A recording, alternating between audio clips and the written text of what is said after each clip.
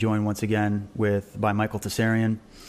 We've worked on many projects together now, and as I'm looking at what's going on in the world and in the headlines and even in the alternative media, I thought right away I'd love to get Michael's take on this and see, what he thinks about the historical aspects and how that leads up to what's going on in the present day of this whole geopolitical game that we see unfolding before us. And of course, we're on the heels of Friday the 13th, the attack that took place in Paris. And there's all kinds of theories and ideas flying out there right now, which is, I guess, to be expected since we don't really have all the information. More information is coming in, but I always think that when you look at these types of events, that you have to really go back and look at how things got to be the way they are. I think a lot of people have sort of a knee-jerk reaction to these kinds of things. And so, Michael, I'm so glad you're able to join me here today and really get into some of the meat and potatoes of this. And so first of all, welcome, and thanks for joining me. Oh, you're most welcome. Thanks for giving me the opportunity, because as you say, there's so many dimensions to this, and it's so easy to get lost in the headlines and forget the bigger perspectives. This is my biggest fear, that this will happen. And once you do that, then you're kind of really spinning out of control. It's the same thing as spinning out of control. Once you have the sort of rudder, and the rudder of the ship, which is like the navigation chart of pull out the previous charts, where have we been going previously, so that this incident, as bad as it is, doesn't just, seem to people like an isolated event. It's a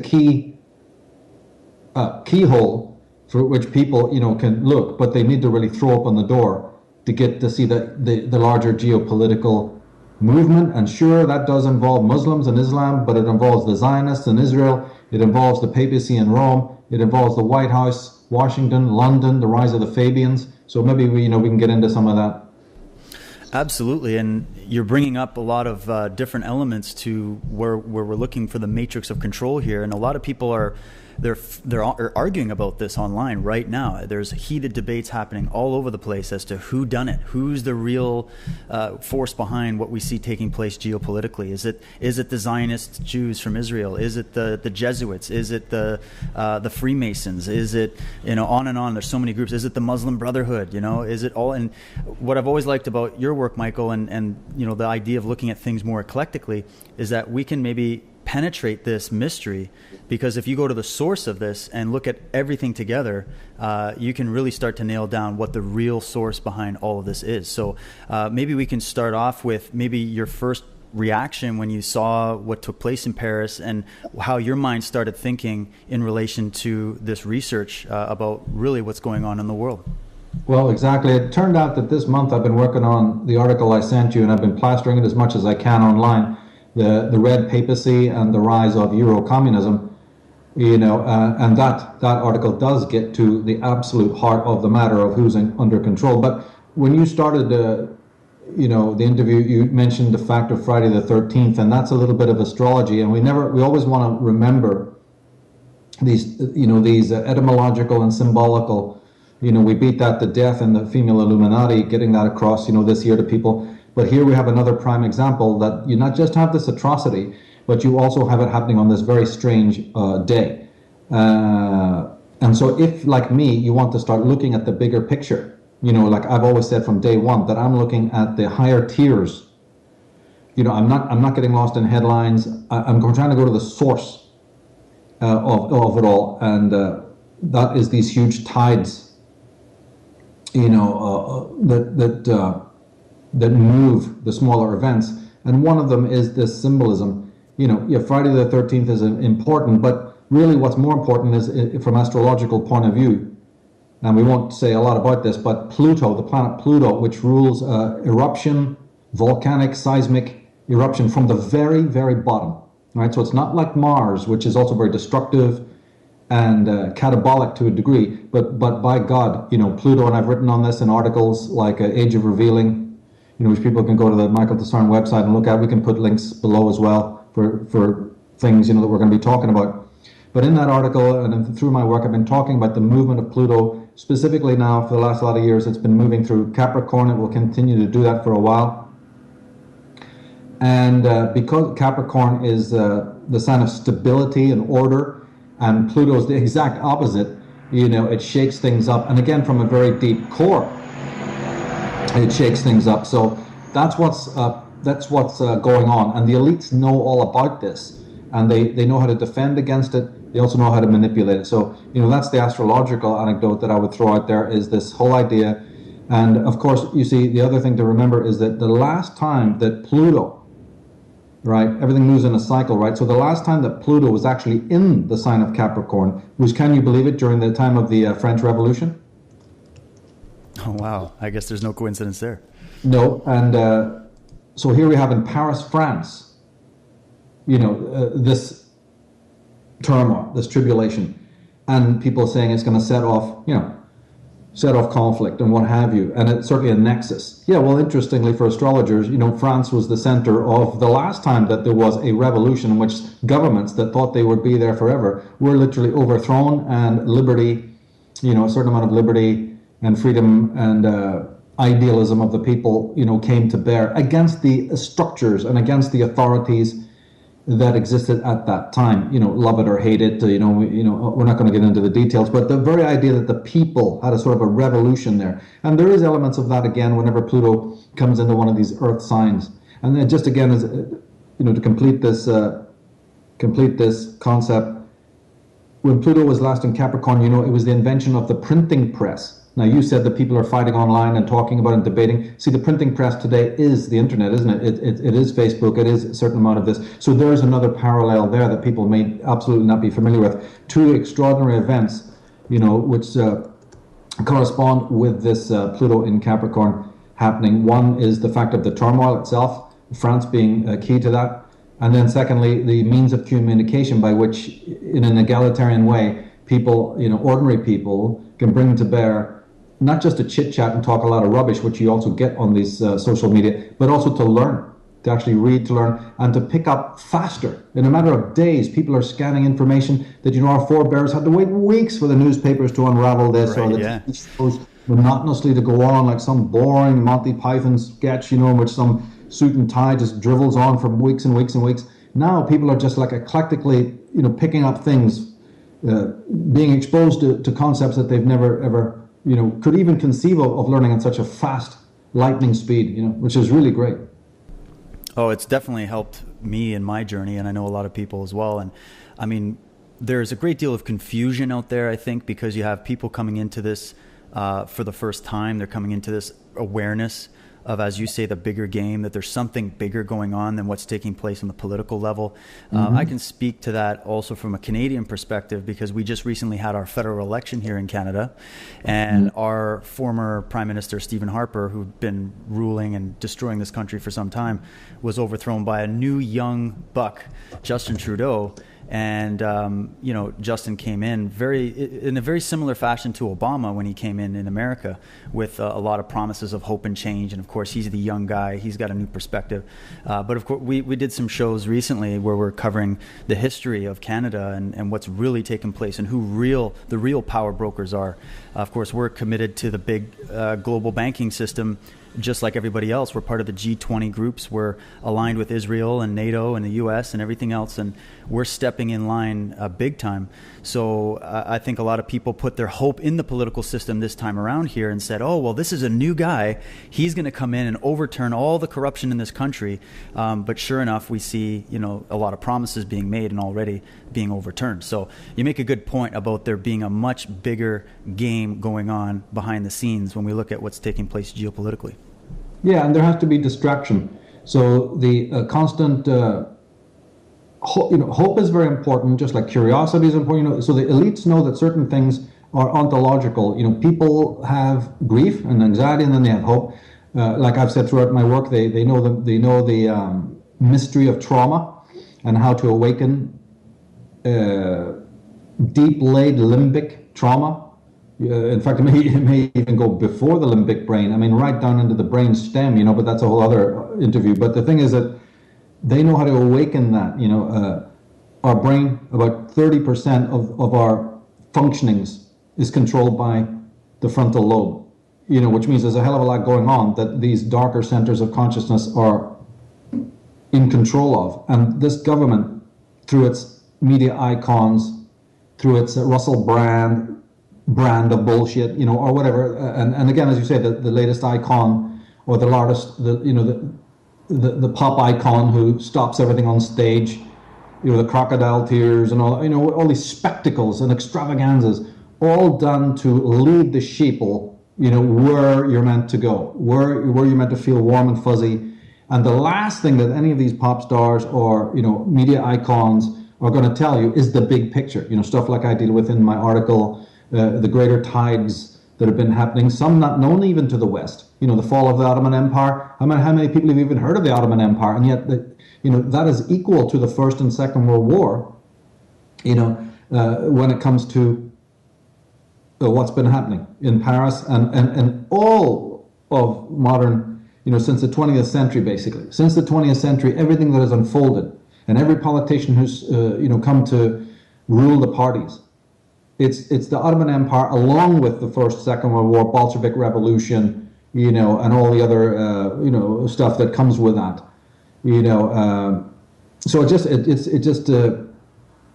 it's horrific, but at the same time, I'm writing this article obviously before the event took place, and it just seemed to gel because in my mind was the idea to explain current events, and then suddenly comes along a major current event, and the journalists are on the ground running, and again, people can get lost in the headlines. So it became this article suddenly took on a much greater meaning because it actually does help people to understand who the real puppet masters are and how they got to be who they are.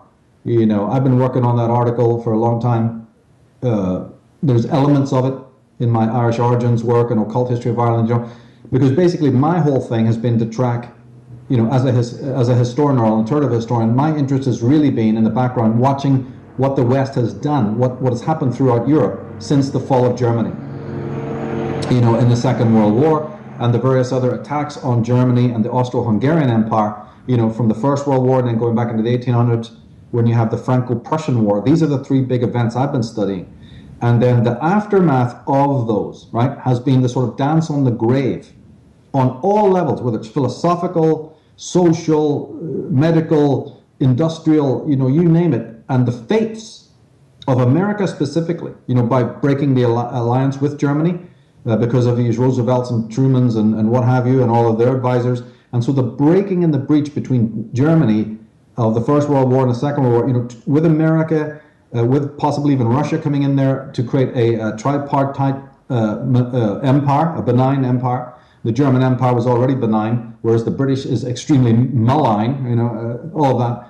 So this changed the status quo of the world drastically, and because it left this abscess, right, then the papacy, as I show in the article, were then able to manipulate that, and they hustled like you can't even believe to get behind whatever remnant was left after the fall of Germany, whether that be communism on one side, right? Some of the patriarchs of the Vatican said, no, I think we like the look of this communism, that's where it's heading. Because, and we can get into the reasons why that is, it's because communism, although it preaches atheism, is still very similar to what Jesus taught in the Bible on some level. I'm talking hypothetically here, right? But the way they looked at it was the communist socialistic model that did smack of some of the stuff that Jesus was talking about, right? Then the other prelates and the other patriarchs went, no. It's this right-wing fascism model that looks a little bit better to us, And so they had their internecine fights, and I talk about that, but basically what they were doing is they were laying planks over the swamp, over the abscess of a destroyed civilization. Now, we're not just talking about Germany here, but we're talking about the German Empire, which affects the Boers of South Africa, which affects South America, Latin America. All these other places that would fall firmly into the hands of the papacy, you see, would not have done so had the German Empire, and I talk about this a lot for people who are interested in this. You can go to Germanophobia. We'll put the links below, my germanophobia.net site, to brush up on this. And so these planks that were laid over the abscess, that had been created by the Second World War. And then, the next 10 years, there's another key move, through the 40s, 50s, 60s. At every decade, right up to where we are now, there's been key moves, based in this aftermath of the destruction of the German Empire. And this includes an attack on the white race. I mean, I have to say it. The white race, the West in general, Western civilization, has been in decline since this fall of Germany. Now, that's not a racist statement. That's just a fact. and it would be the same statement made by anyone who had suffered this death blow. Now, immigration plays a key part in this decline. So as we've been saying from the outset, the factors that are of focus today, like this migrations or these immigrations, that's just one thread. But you couldn't have the gates being opened, could you, of Western countries, unless those countries had first been tenderized in the past, first been wholly socialized, and I even go so far as to say it's completely communized.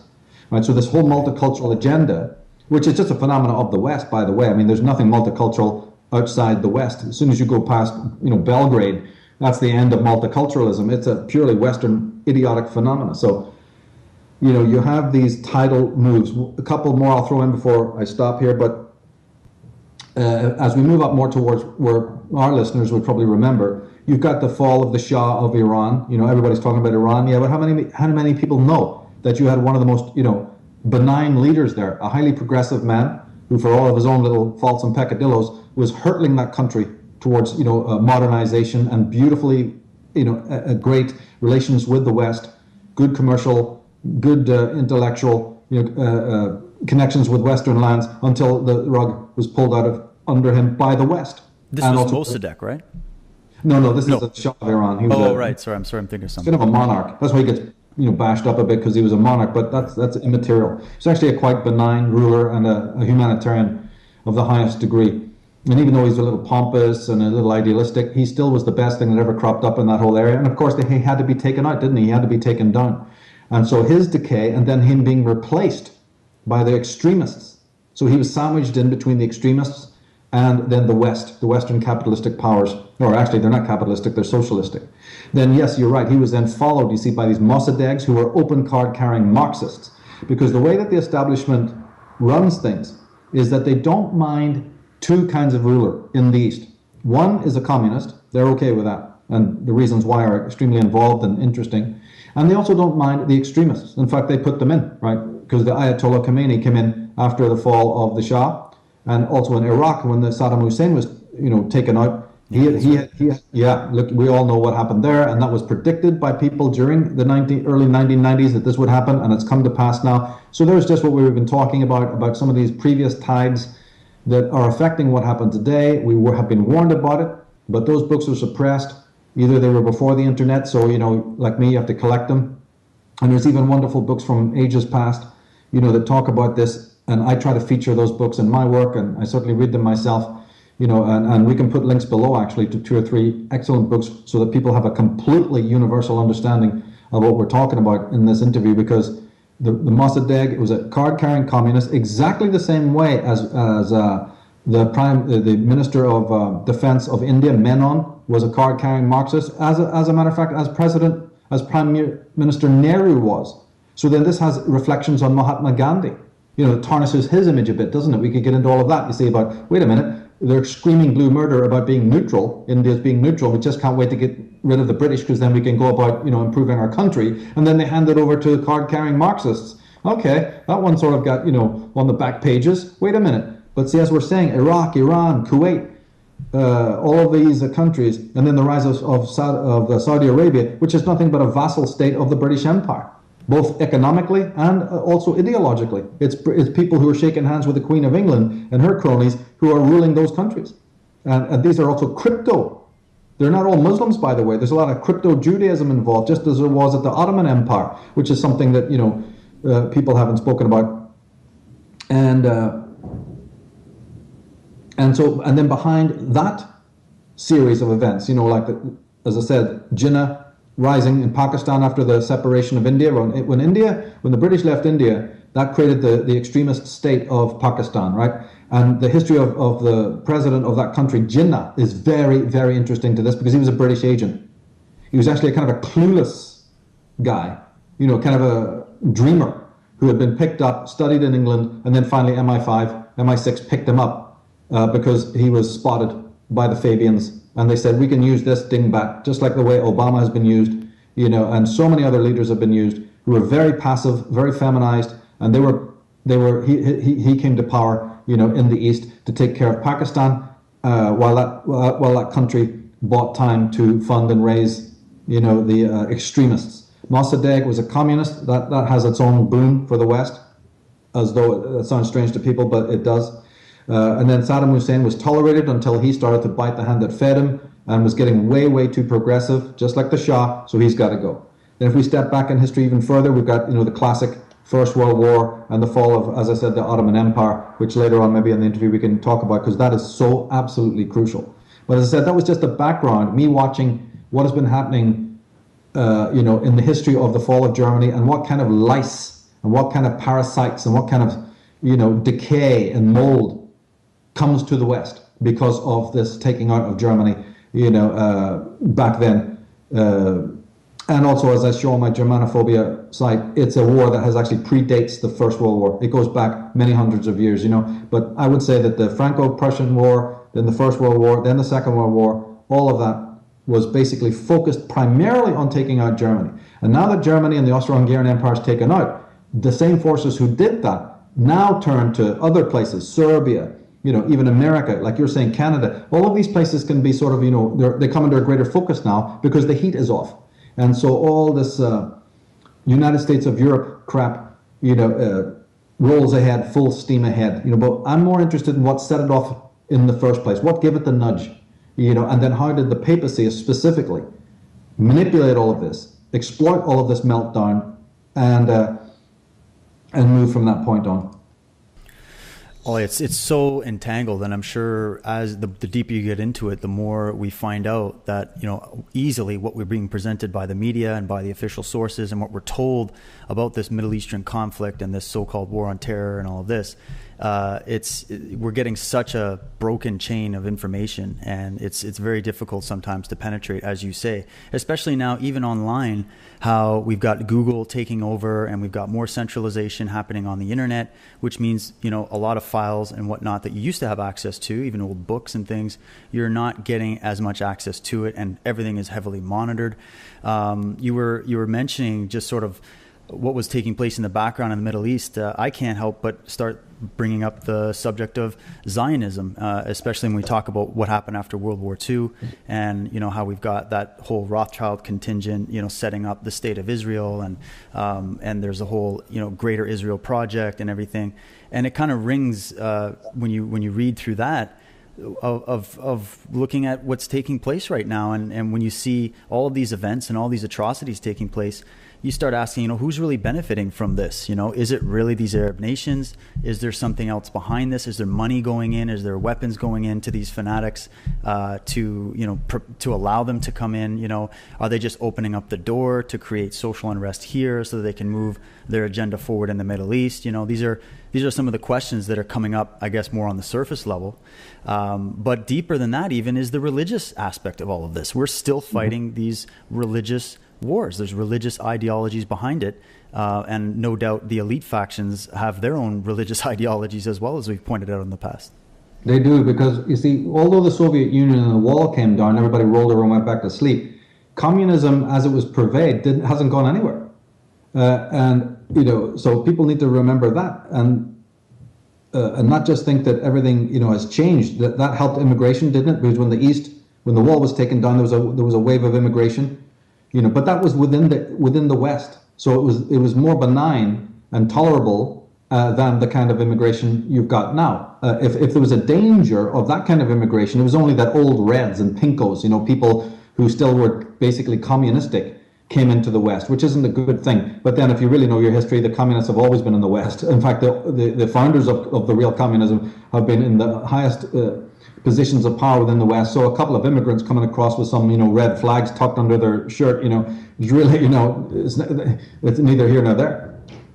But you see, you talk about the rise of Zionism. In order to understand the rise of Zionism, we've got to understand the fall of the Ottoman Empire, which was were the proto-Zionists, or the Jews that were the wealthiest and the most powerful, had one of their most powerful empires.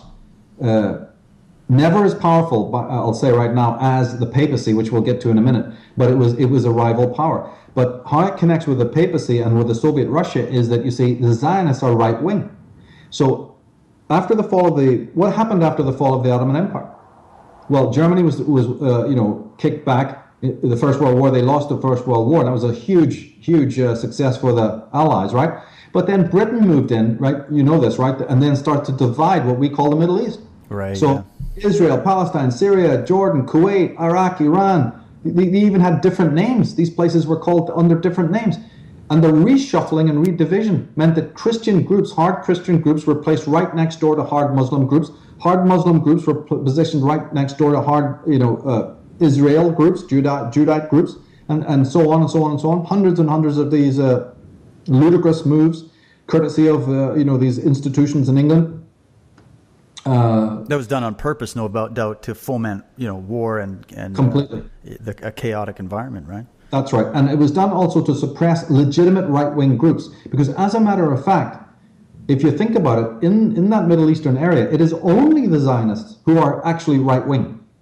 Because they got a stamp of approval. Everywhere else, it was communized. Everywhere else, it was lefties. And this is so much case for the India. I know we're not going to talk about India. I could go on for hours about that. But the whole Marxist takeover of India is a huge piece of this, as well as the Marxist takeover of China and North Vietnam, North Korea, all of that stuff, and even Angola and Africa, and you name it.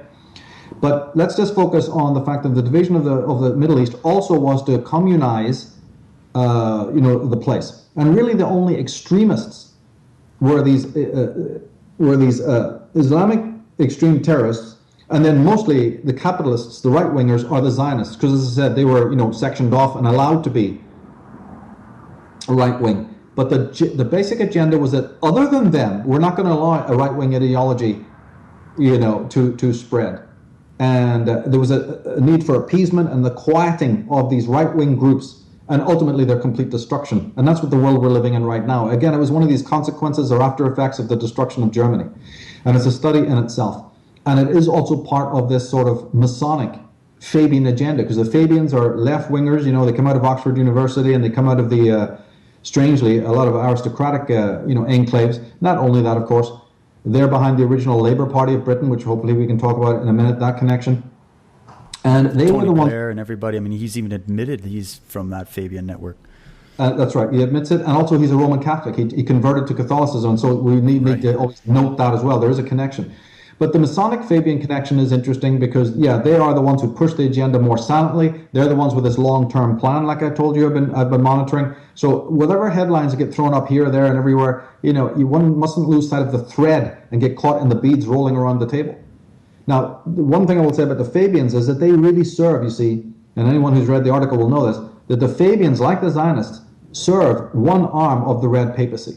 And they were instrumental in setting up the League of Nations, but then more the United Nations, which was the more fully fledged, so like the League of Nations was the skeleton, and the United Nations was what where they put the flesh onto it. And it's also these Fabians through the United Nations and the Red Papacy through the United Nations that move this immigrant agenda. So when everybody's babbling on about the migrations and immigrations, my God, that's been going on in huge deluge since 1965. The quota has been way, way too high. They're focused on it like the last couple of weeks. This thing's been going on for 40 years, where they're bringing in the most deadly and also the most intellectually dumbass foreigners. This is going to have a huge effect on these small countries in the West, and it is this United Nations front. It's just a front for the Red Papacy. It's them who are giving these directives to the politicians like your Blairs and your Obamas and your Camerons, and especially the ones in Sweden and in France. They're just glove puppets. And they have to follow these directives at the United Nations. In fact, I sat waiting until it was about 48 hours later when the United Nations finally made their comment on about this French atrocity. I think it came out even yesterday, where finally they chimed in, because I was waiting for them. Everybody else had been chiming in. I was waiting for the United Nations because I read that as the papacy. And so when people have shown you that the EU, the 12 stars of the EU and various other symbols go back to the crown around Mary's head, the 12 stars around Mary, that's all correct. Those people know what they're talking about. And this papacy then uses the EU, uses Strasbourg, uses Brussels and all of that to give its edicts, to send down the big message marked red for your eyes only, to these other presidents and politicians. And by God, if any of them try to flaunt them, they'll be taken out or they'll be compromised in some other way. And so you have to have a lot of guts to stand up against them, and you need you definitely need intelligent people to back you to the hilt so that you can offset. But also another thing that they do, is it when they have a particular theory, a particular policy that they know might, lead attention to them, then they say they hand it to the Zionists of Israel, or they hand it to the Islamics, or they hand it to Obama, or they hand it to, say, you say that this is in the best interest of such and such. This is the best interest of such and such. So CNN, NBC, whoever, BBC, they will preach. It'll be some lower level guy who'll say, this is what I think is in the best interest of such and such. But the order comes from higher up. It's just that, again, nobody tracking back and to find out. And they also really don't want, like you said earlier, about the religious divide. They're acting politically, and that's quite easy to see. The papacy is. They became more political after the Bolshevik Revolution and have been gaining more and more political clout through the years. With their Moscow alliance, then the Washington alliance, with the rise of the League of Nations and the United Nations, as I said, right? But they don't want every Tom, Dick, and Harry, especially every Catholic, learning that, because a lot of Catholics are religious people, and they look at the Pope as a religious leader, and that's perfectly fine. It's a private form of worship, and they look to him for spiritual guidance. They're not really that interested to see the papacy becoming an overtly political, that means worldly, institution, and they're right. So the papacy has, to do a bit of sleight of hand here. In fact, it really doesn't want anyone noticing, Catholics or Protestants or anyone else, that it plays this highly political role. Right. So it's not quite obvious. So that's why you put up a Brzezinski. That's why you put up a Blair. That's why you put up a Roosevelt. That's why you put up even a Russell Brand or whoever it might be. We can get into all the names, and even a Fidel Castro for that matter. You use all these glove puppets to confuse the shit out of everyone when these policies that really are papacy oriented, red papacy oriented, come down to us, And of course, this action of theirs is political, or let's say the political aspect of it.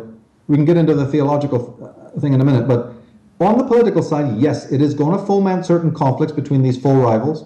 It will include economic appropriation, confiscation of, resources and goods, all the stuff that we're hearing in the media right now about, oh my God, they're selling the guns, or they're selling the oil, or they're selling the petrol, it's terrible, or they're confiscating this land, or they've displaced these people. Yeah, that's all part of it. But that's not all of it. It's not about that. Yeah. For God's sake, they don't care about a few swamps in the Far East, and they don't care about a few desert wastes in Iraq.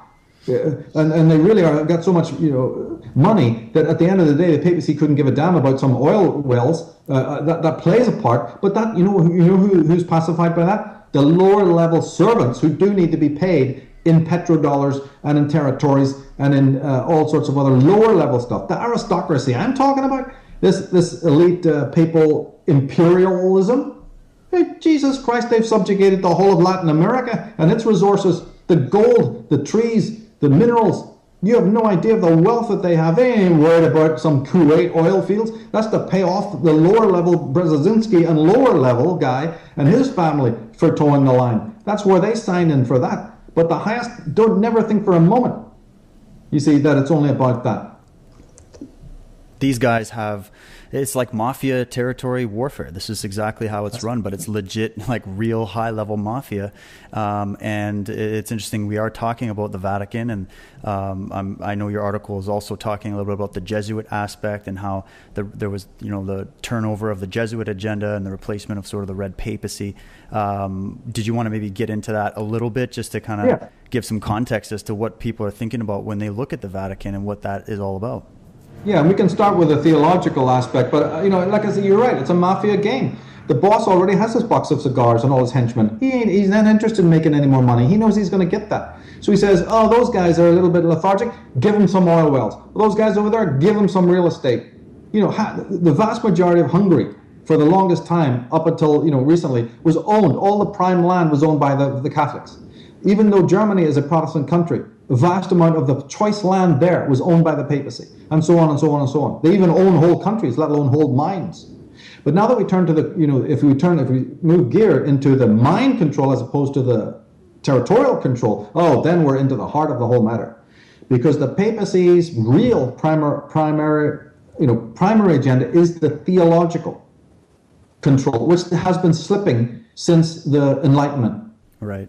And then later from Nietzsche and the modern guy, the modern girl and guy goes, yeah, okay, you're God in the sky thing. Oh yeah, right. I don't think I'm going to go for that, right? So we laugh, but these papists on both the left and the right, it was the biggest bad hair day for them when they saw in Italy the rise of these atheist Illuminati types, and people who are screaming about liberty and freedom, and literally flaunting the face of the power that these people have enjoyed for thousands of years. 7 centuries, 7 centuries when the rise of Islam hasn't the faintest idea of the power that the Vatican has seen, right? They're nothing but a blimp, a blip compared to what this Roman Catholic Vatican has enjoyed. And the majority of that power has been theological, ergo of the mind, of the soul, where edicts were saying that no human being on the face of this earth, just like you're talking about some bacteria, they can't have their soul saved unless they bow themselves in front of the chair of St. Peter. That kind of control is tremendous, and they didn't like to lose it. And so who did they lose it to? Only that small group of progressive white Western cultures, all right? They didn't lose it to anybody else. All the sort of other races who are totally emotional, the Latin races are completely to this day controlled. Even Ireland is largely controlled. So it's mostly a certain group of Anglo-Saxon type mentality that they lost hold over. People in Germany, that eventually became pietist and became Protestant and what have you, right?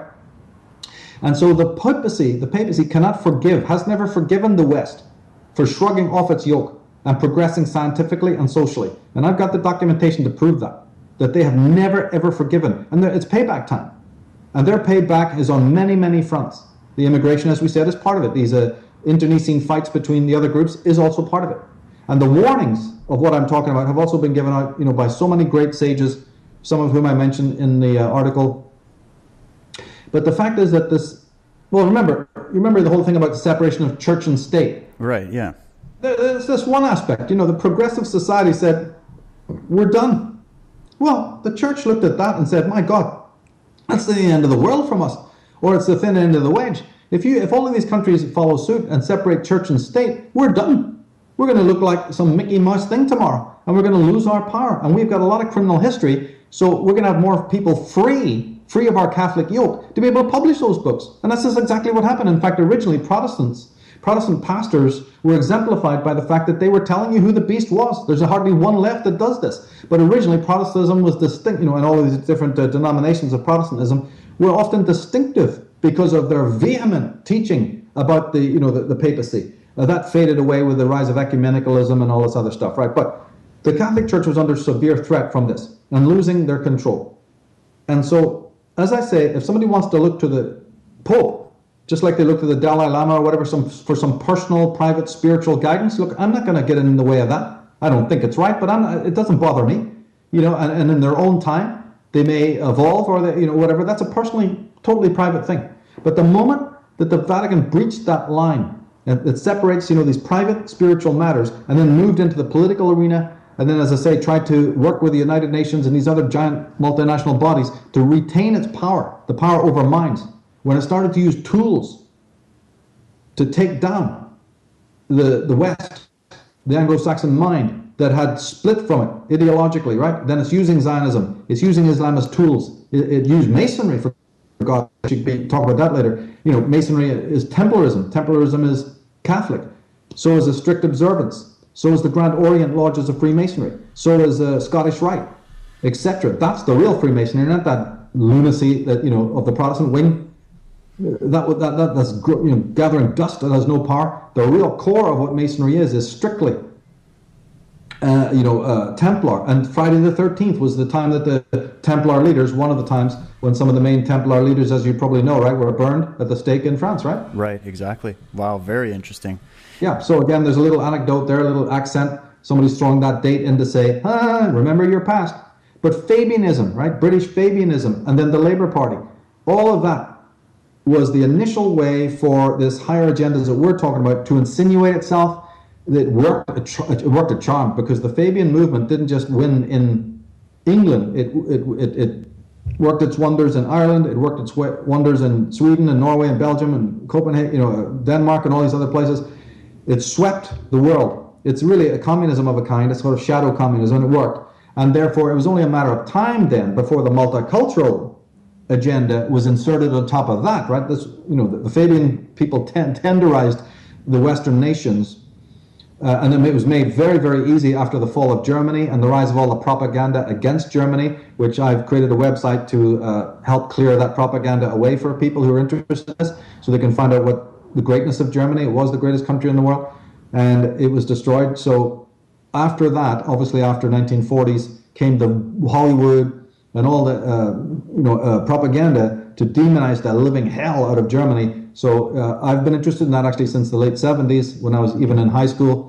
Didn't know how to articulate any of this, of course, but as the years went by, I've never let go of that subject. And so my Germanophobia website is the actual conclusion, or the outcome of all those years of backbreaking, mind-bending research to get through all this tangle and all of these skeins to untie the knots, to find out what the hell has really been going on, so that we can again have keep that bigger picture in mind, And when you talk about Germany, Michael, are you referring to Germany, the German people?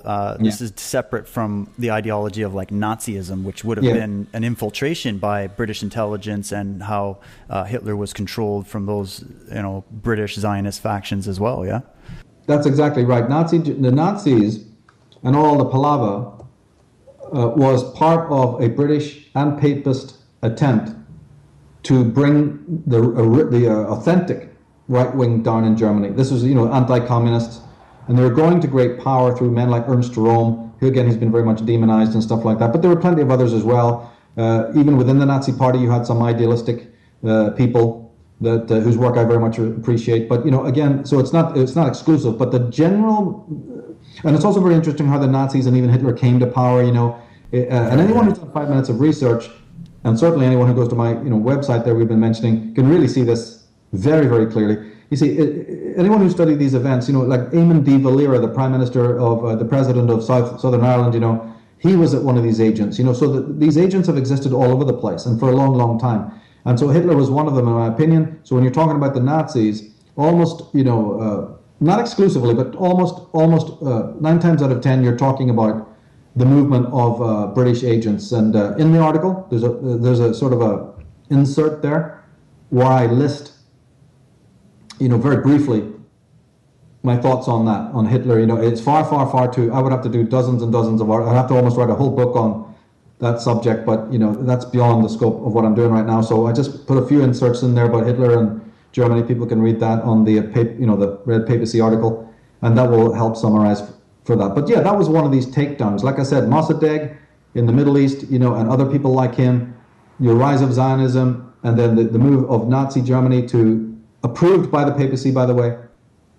That kind of fascism was approved of. It was suspect from the start. It was actually a movement that was a sort of fifth column to get rid of authentic anti-communist, anti-papist movements in Germany. Germany's always been, you see, one of these countries that strove for independence of mind, of emotion, and of industry. They did it, and they were a great, great fear.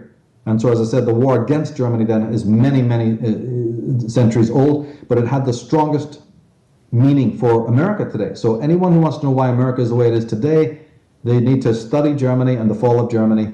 And then, as I said, if we can get into that maybe now, this concept of the Ottoman Empire, can we move into that? Oh, absolutely. Yeah, I was just going to say, let's start with that, because then that'll lead us into what's going on now in the Middle East, I think. It will, because if people want to understand the rise of Israel, they just simply have to understand the Ottoman Empire.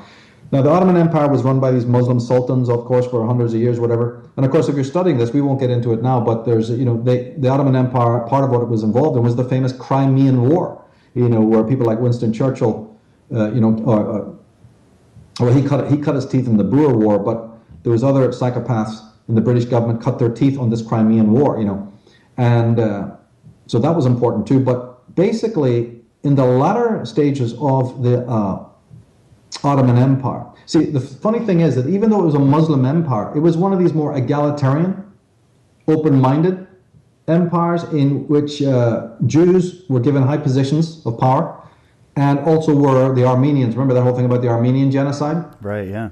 We can't get into that now, but Armenians were amongst the highest intellectuals in the Ottoman Empire, and they were the chief doctors, chief teachers, chief professors, etc. And then the businessmen, the tycoons, and even in the political, this is what we really probably should focus on, is the administration of the Ottoman Empire was run by Jews. Many of their forefathers had converted, just like the Jews in Spain had to convert to a semblance of Christianity, and they were known as Moranos. Well, so in the Ottoman Empire, they converted for disguise sake, and they were known as the Domne, Domneh. We can put these links below, but the Domne, they're nothing more than the Hofjuden. They're the court Jews, and court Jews have run the Moorish Empire. They've had tremendous power under the Knights Templar, so even in Christian terms of empire, they've helped to run the scene. Which is interesting because on the surface, those religions are supposed to be opposed to each other. That's exactly right. Brilliant point. And exactly, and even the Protestants in Holland, it was actually the rich Jews who ran Amsterdam, Rotterdam, and all of that. So the Jew has been a lackey. He was to the Venetians in Italy, tremendously important there as a moneylender and a translator and what have you. And almost every empire you could think of, Moorish, Arabian, you name it, and especially this Ottoman Empire, used the Jews. So if this empire then had been going for hundreds of years, I'm just going to abbreviate things now, but if this empire had been going on successfully for hundreds of years, and some of the richest people within it, and also the ones with the greatest political power, were these Domne, the crypto Jews, well, that's only a stone's throw away from Palestine. How then did not a murmur arise in all the time of the Ottoman Empire for Jews to settle in Israel, or to claim that as their holy land?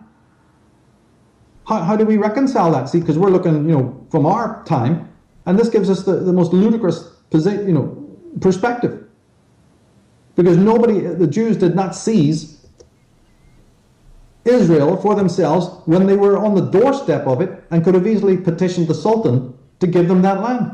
In fact, later on, petitions did come in after the rise of the proto-Zionists like Herzl. Right. Then came these petitions. These petitions were later, and we'll get to that in a minute. But the thing is,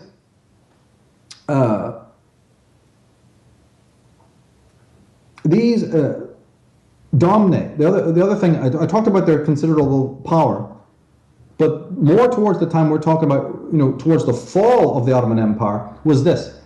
Finally, those Domne, those crypto Jews, started to realize, because before that time, they didn't really have sizable wealth, as a matter of fact. And this is before the rise of Israel, before the Zionists come online. The Jewish power had money and wealth, but it was by proxy. They thought that if they could conspire to bring down the Ottoman Empire, they could then seize its spoils. And this is effectively exactly what happened. And the Americans were their main chief ally, as well as a few of the proto-Zionists, Judites, Old Testament Gentile types. These are Gentiles who are absolutely obsessed with the Old Testament. I've got them on my Zionist thread. If you go to the MSAR forum, I even have a section there called the Gentile Founders of Zionism that people need to. So go to the MSAR forum, go to search, and then search for this thing called the Gentile Founder. We can even put the link below, the Gentile Founders of Zionism. It'd be helpful because then that way people can understand that when we're talking about Zionism and this Ottoman Empire and crypto Judaism and all of that, we're not talking about the average Jewish person who is following their own ethical, moral value. We're talking about a political supremacist ideology that has an ancient history behind it. Completely, yeah, and people need to really know this stuff because they know a bit about the First World War, the Second World War, the Berlin Wall, but there's things that have happened that are so much vaster than that. So what happened is that they did indeed, with the help of the Americans, and this is at the end of the First World War. So with the help of the Americans, and then these, as I said, these bat crazy British, Lord Balfour types, all obsessed with Old Testament Judaic lore when they should have been focusing on the New Testament and the teachings of Jesus. They were much more Old Testament. We've talked about this in other shows and stuff. But these crazy people, they actually backed these young Turks. That's another name for this radical younger group of crypto Jews. They're Turkish by birth, but they're Jewish by religion. They succeeded, can you believe this, in bringing down this rather decadent Ottoman Empire. And they've been also doing a dance of jubilation ever since. So these are the things I listen for, right? I can hear them today, right? So they're still dancing on the grave of Germany, and they're still dancing today on the grave of the Ottoman Empire. And you can hear if you have the right kind of hearing, you can still hear their squeals of delight, all right? But the thing is that they also, how does the papacy fit in with all of this? Well, interestingly, the Young Turk movement was basically a Freemasonic movement, right? They were following a kind of a Giuseppe Mazzini Illuminati model, which has been able to be custom fit for, every country that it comes to. Spain has its version, Ireland has its little Illuminati model. I've talked about that extensively in my other works. And so the Turks had their own little Illuminati model plug-in, these Domne, and they were also in collusion then, not just with the Americans and with the British, Fabians, but they were in collusion with the Scottish Rite Freemasons, with the Grand Orient Freemasonry. This is a very powerful lodge. And I think, those are the two main lodges. There was probably a lot of other lodges, but these are the two big ones. These are the two big ones that mattered the most. And they were centered, right? The whole of Jewish Freemasonry was centered in Salonika. Now, people should look this up. We can put links below. It's now called Thessalonica, and it was in Greek Macedonia. Okay, so it was the most densely packed area for Jewish wealth and Jewish masonry. In Greek Macedonia, a place called Salonika. People need to read up on this place. And do you know that everyone's heard of Constantinople, right? Everybody's heard of Istanbul, Constantinople. Think of it in terms of the Muslims, blah, blah, blah. Think of it in terms of the Christians. Yeah, but the co-ruler of the Byzantine Empire was Salonika. How many people do you know who've heard of Salonika? Yeah. And that was where the Jews hung out, right? The Constantinople was mostly Muslims and Christians, but the Jewish power was centered most in these Freemasonic lodges and businesses and corporations and what have you, these secret societies in Salonika. So now when you hear about other Masonic Jewish organizations that dotted Canada, America, Britain, those are sub-lodges or satellites to the Salonika-based orders, right? So when you look at people like my work and you see all of these Jewish Masonic lodges all over the world, and by the way, not a single one of these lodges was closed, either by the Nazis or by anybody else. But you know what was closed? All the Germanic aristocratic lodges, which even go back older in Germany and Austria. Hitler closed all of them. The so-called Nazis closed down all the aristocratic lodges, which had Aryan, Anglo-Saxon teachings, right? Some of them extremely profound, I might add. But no Jewish institution, or what they call the Kahal, none of the Kahal lodges were closed anywhere in the whole wide world. If that isn't the biggest, red flag you can imagine, I don't know what is. But Odessa, another place in Russia, right? All of these big centers of Jewish Freemasonry, even in Prague they had it. But it's all controlled from Salonika. And so when you have a Karl Marx over here and a Lenin over there, or Bela Kun, or I don't know what other psychopathic, communistic leader you have, they're only taking the directives. Remember, a lot of these guys were Jewish themselves, so it's kind of obvious in a way. But these guys, wherever they went, whatever country they were in, and this is the same up and pretty much to this day, they're taking, and this includes people like Benjamin Disraeli, right? They're taking their directives from these Salonika-based Freemasonic societies. So the Rothschilds, when they go and meet at one of these lodges in London, when Benjamin Disraeli, goes in to listen to what, they're updates. They're just basically given updates about what the main headquarter guys are saying. And some disagree. Disraeli was a bit ambivalent. He did some things they wanted, but, there's other things he didn't agree with. And it's just like any lodge. It's like any Rotary Club. I don't agree with that. Or, okay, I can go along with that, And he spoke about, a lot of times, he spoke openly about the fact that there was a power behind the throne and there was something going on behind the scenes and all of that. So he was almost hinting at it in some of the quotations that we have from him. That's right. Do you remember those quotes? He was a very ambivalent man and even wrote books on it and tried to say that there was this network. Well, this, I believe, David, is the network that he was talking about. It wasn't so much these Anglo-Saxon lodges.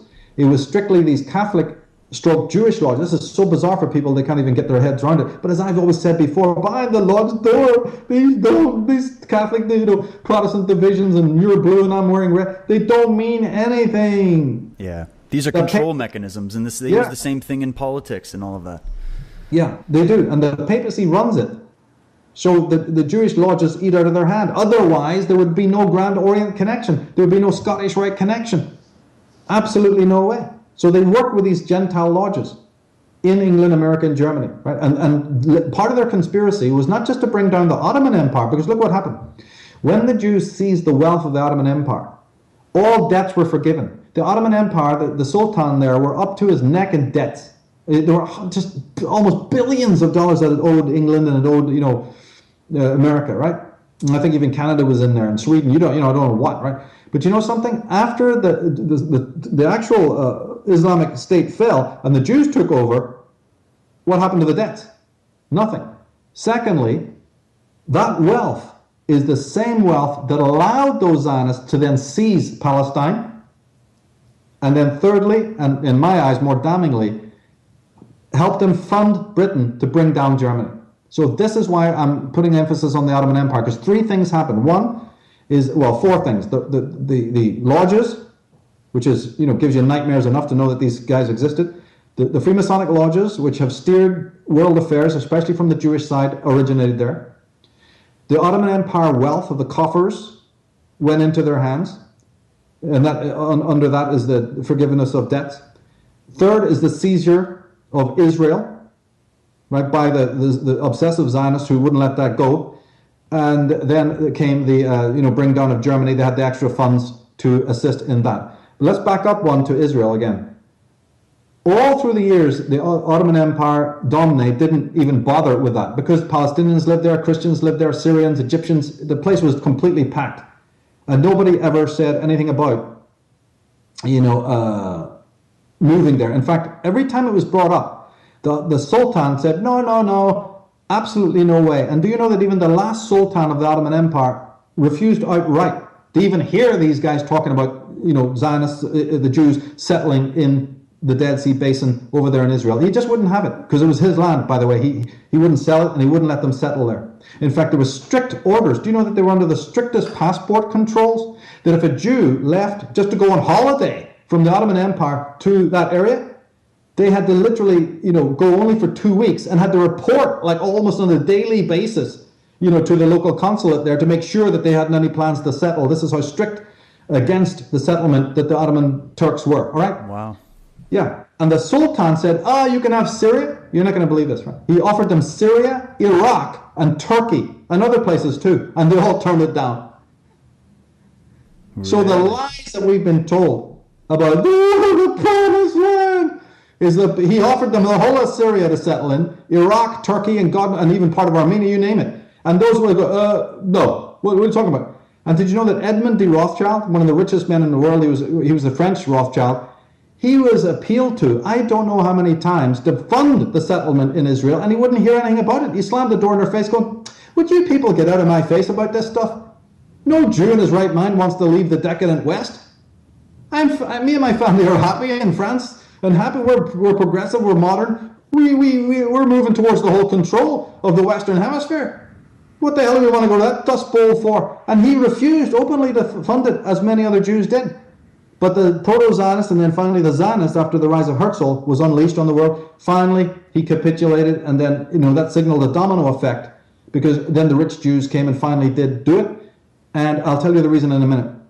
I just want to make sure we really covered this idea that about the Domne, right, who are these crypto Jews, and they wanted to inherit the vast wealth of the Ottoman Empire that they basically controlled, but they hadn't quite got their hands on the actual wealth, territorial, industrial, railway lines, and all the rest of it, right? And they finally did.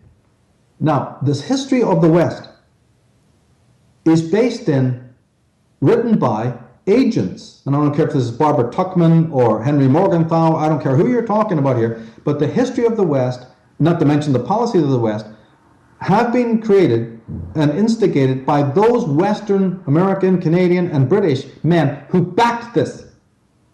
Because when the rich Jews won the Ottoman Empire, they rewarded the Churchills and those types of people, right? So many of the politicians and their families who then are still in place today, who went on to create the Second World War, are the people who helped in this subversion of the Ottoman Empire and, the rise of then, as we said later, Israel. Now, would many of them not know or be aware, obviously, that they're a part of this bigger project? Or do you think many of them, like these Churchills and others, were aware of it? Oh, they were tremendous. They were completely complicit. They were totally and utterly, Lord Sykes and some of these back crazy, types, especially, the people like the Round Table groups, like Cecil Rhodes types. These are the types of people I'm talking about, who did this. They were doing the same thing in other areas, by the way. The sabotage of the Boers in South Africa was because the Boers found rivers of gold under their land. So all contract was off, and Queen Victoria sent the might of her British Empire to breach all contracts. The Boers owned that land legally, but the British Army went in and tried to take it for them, and you have the Boer War, and as I said, where Churchill cut his teeth. So this what you would call confiscation and territorialism is indicative of the British Empire from day one. The German Empire had nothing to do with it. They created. Remember, you and I talked before about the benign monarchy, right? And just because there's not been nothing but malignant monarchies doesn't mean the monarchy in itself or even imperialism is bad. But you can't get that into the head of anybody today, and I don't even try to do it. I'll do my little bit, but you're not going to get ideas like that because they've been brainwashed by the malignant form. But the malignant form has the Union Jack behind it and the stars and stripes behind it, not the German tricolour or the German eagle. No way, and that's demonstrably proven if you start getting into all of this. But coming more to the point, the spoils, even with all the spoils of the Ottoman Empire, it helped, and with the money from the Rothschilds and other pro-Zionist guys who finally start coming on the bandwagon, even with that, they didn't have enough to really even move forward then to seize Israel, because this takes a lot of money, you see, and you can initiate it with funds, but the question was who's going to sustain it over its formative years, which may go on for 50 years. So the rich bankers were able to say, oh, we'll donate. It's like, when you donate to somebody at the door, but you're not going to have them coming around every day. Yeah, exactly. With their hand out, it's like, hey, wait a minute, I gave you once. What the hell is this?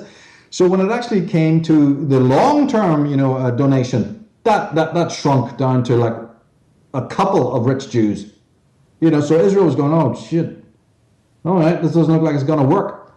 And then guess what happened? A bunch of Soviet geologists were pottering about, right, at the Dead Sea Basin. This is shortly after these times we're talking about.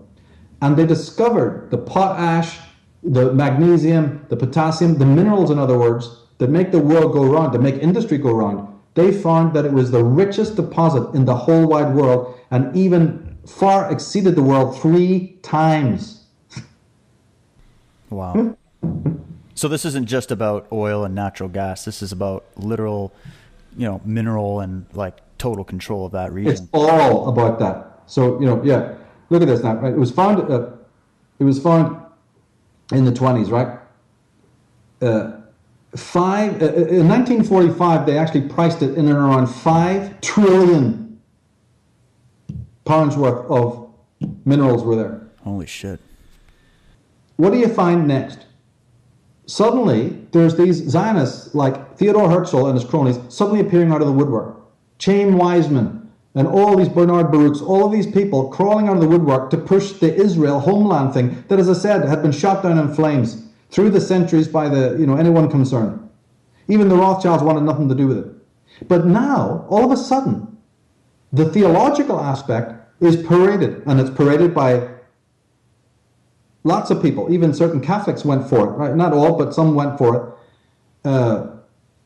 As I told you before, the red papacy is actually against the right wing. So, just as an anecdote, people can read this in the papacy, so we don't have to go on with it. But most of the Catholics on the left wing, these red papists, weren't interested in supporting Israel because they knew it would be a bastion of the right wing. Okay, so that's just one point. But that doesn't mean that a lot of right wing Catholics weren't into it. Why not? Give them their homeland. It is in our Old Testament, so go ahead.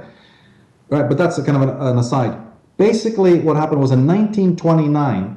This company called the Potash Company, Potash, Potash, was founded, and it had all the wealthy Jews, including the Warburgs and every other rich you can imagine, owned shares in it, had founded it immediately. It was done anti-constitutionally, just like Israel. It didn't even have a legal charter. They just opened the company and to hell with it.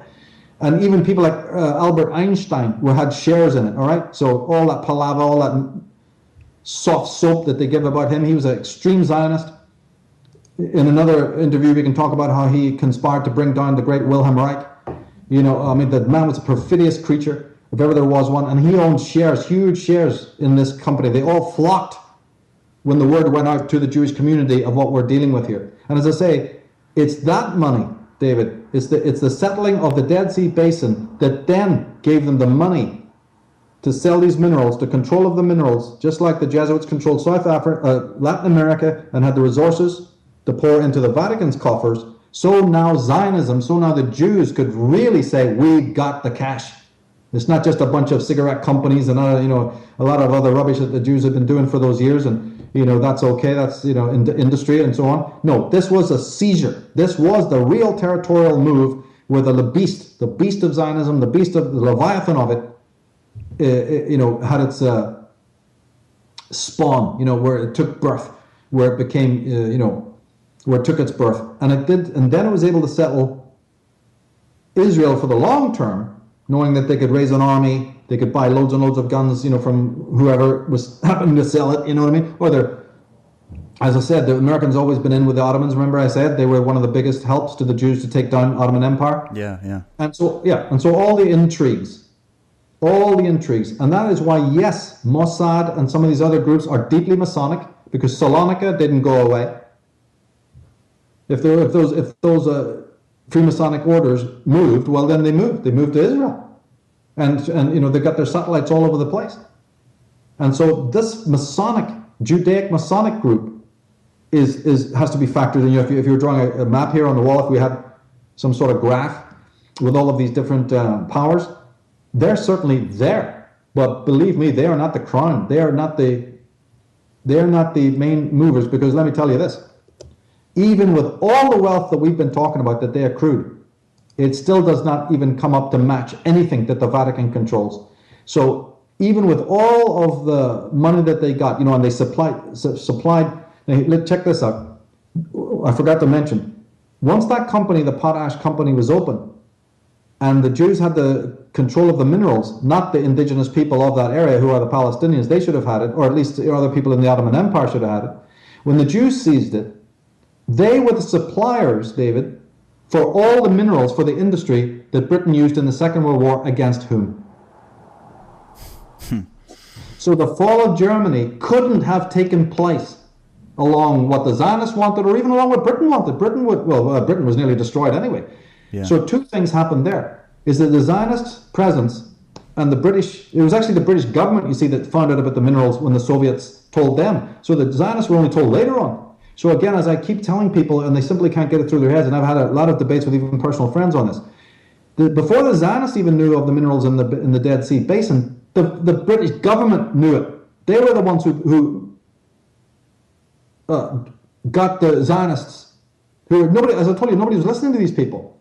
It wasn't Lord Balfour and Lord Palmerston who, with cap in hand and suitcase, traveled around all of the cities of the world and stayed in hotels to give seminars on Zionism to the world. No, it was a bunch of Jews, like crazy-ass Jews, like Herzl, who went bag in hand around the world to try and drum up this kind of fervor, to get Jews to leave their homelands in Russia and in Hungary and in Germany to go to this Dust Bowl. What does that prove? And another way of looking at the same thing is that it was the British government who told the Jews, now you move, now we back you because we need a legitimate reason for you to go in. So people think, now Israel was all about the Suez Canal. You got to be kidding. It was about the minerals. The Suez Canal can be policed by even a few detachments of British Army troops, and they've been there for years. In Yemen and other places, that was already under control. They didn't need the Jews to monitor the Suez Canal. No, it's this company and the seizure of these billions. And then with that potash and with all those minerals, they supplied the British war machine that then took out Germany. So this is so vital for people to know. And again, the papacy got its major wealth. It always had colossal wealth from the centuries of exploitation, but its money was vastly increased through the exploitation of Latin America in the numerous countries. In fact, in the article, I also show how Latin America played in getting the papacy back to the real power that it has today. It's a long story. It's about the formation of the League of Nations and the United Nations, and again, another alliance with Britain and America. We can't go into it here really, but people can read that in the article of how that happened. But never for a moment realize that is why these Freemasonic Jews and the wealthy Jews, people like the Warburgs, people like the Rothschilds and many other companies, that's why they're Knights of Malta. That's why they're keepers of the Vatican treasury.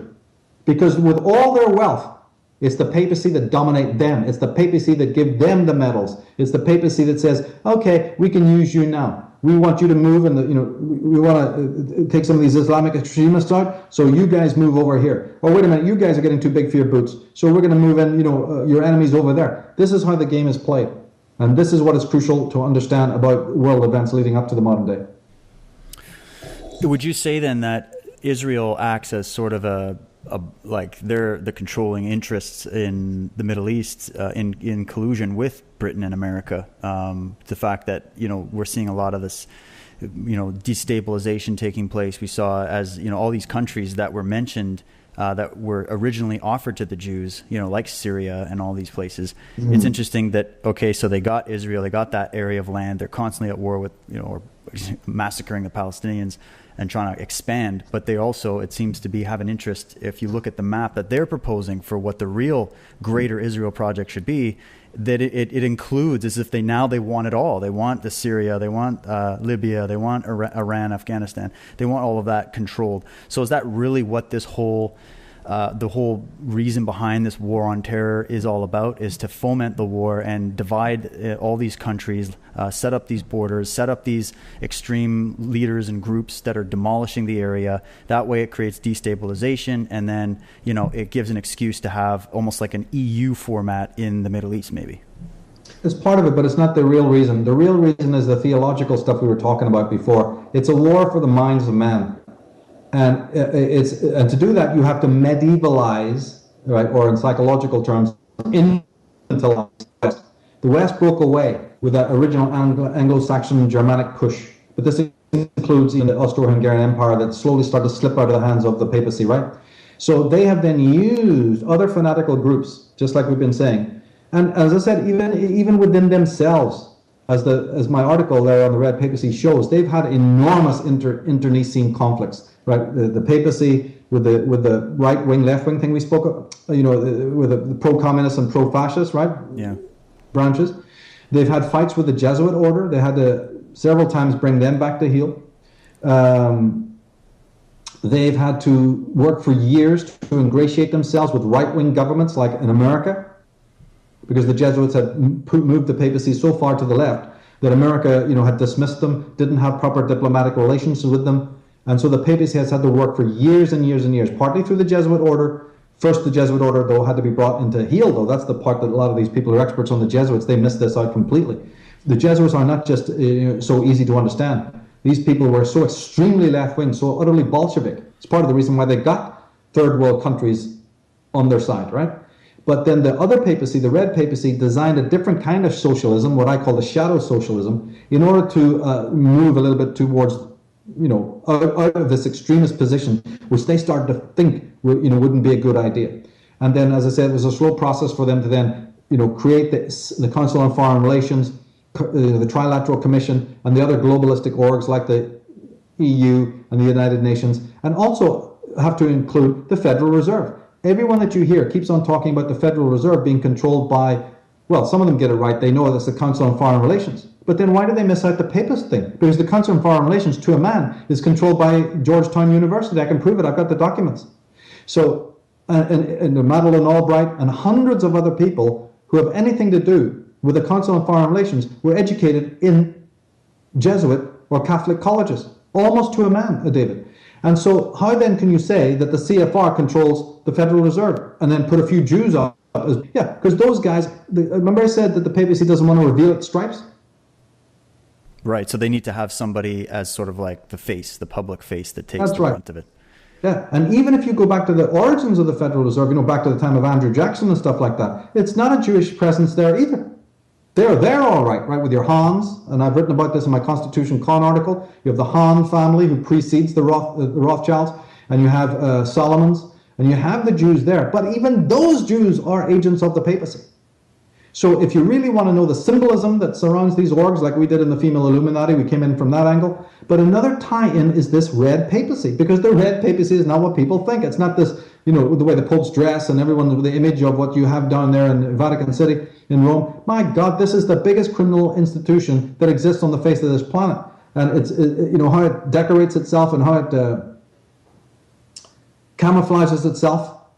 But then coming back to the main point, all of these political machinations to seize and confiscate the wealth of America is all to, like I said, the overall hatred that it has for Western man is because Western man progressed intellectually, and he progressed socially, and he progressed scientifically.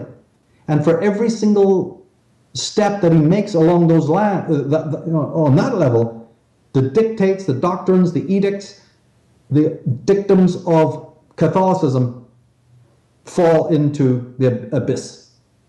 And they do not look at the modern and postmodern period with anything except horror. And the role of the Jesuits and the role of their universities, I have documents that show you how every country controlled by the Catholics, say let's just take the last 100 years, has the lowest IQ, has the lowest amount of medical doctors, and the lowest amount of Nobel Prize winners or that kind of thing. The ones who've excelled in science, who come up with novel ideas, they're all Protestants or they're all of some other denomination. The least on the list for the West is the Catholic-controlled countries. These are the kinds of things I'm talking about. It's not, I wouldn't say accident, but it's been by contrivance that they're still in existence today. That's a magnificent story that I try to tell in the article of how they seized the monies, because without a lot of this stuff, they would have been gone, wiped out. So their machinations, whether it's with Pius XII on the right-wing side, or John Paul II and his mates on the left-wing side, they have tried whatever, they've tried to piggyback on whatever beast rides them into the future. But even though we may talk endlessly about the political controls and the financial controls exercised through the like Federal Reserve orgs and many other national, all these orgs that we know about, never forget for a moment, it is an act of vengeance, and it's an act to medievalize the entire frickin' world. They're just using the Zionists and the Muslims, the Islamics, towards that end, because they maybe, I don't know why they think they can wipe them out later, or I don't know what it is. Because remember, what is one thing in common? Those are either foreign races. Racially, these are people who are not Western.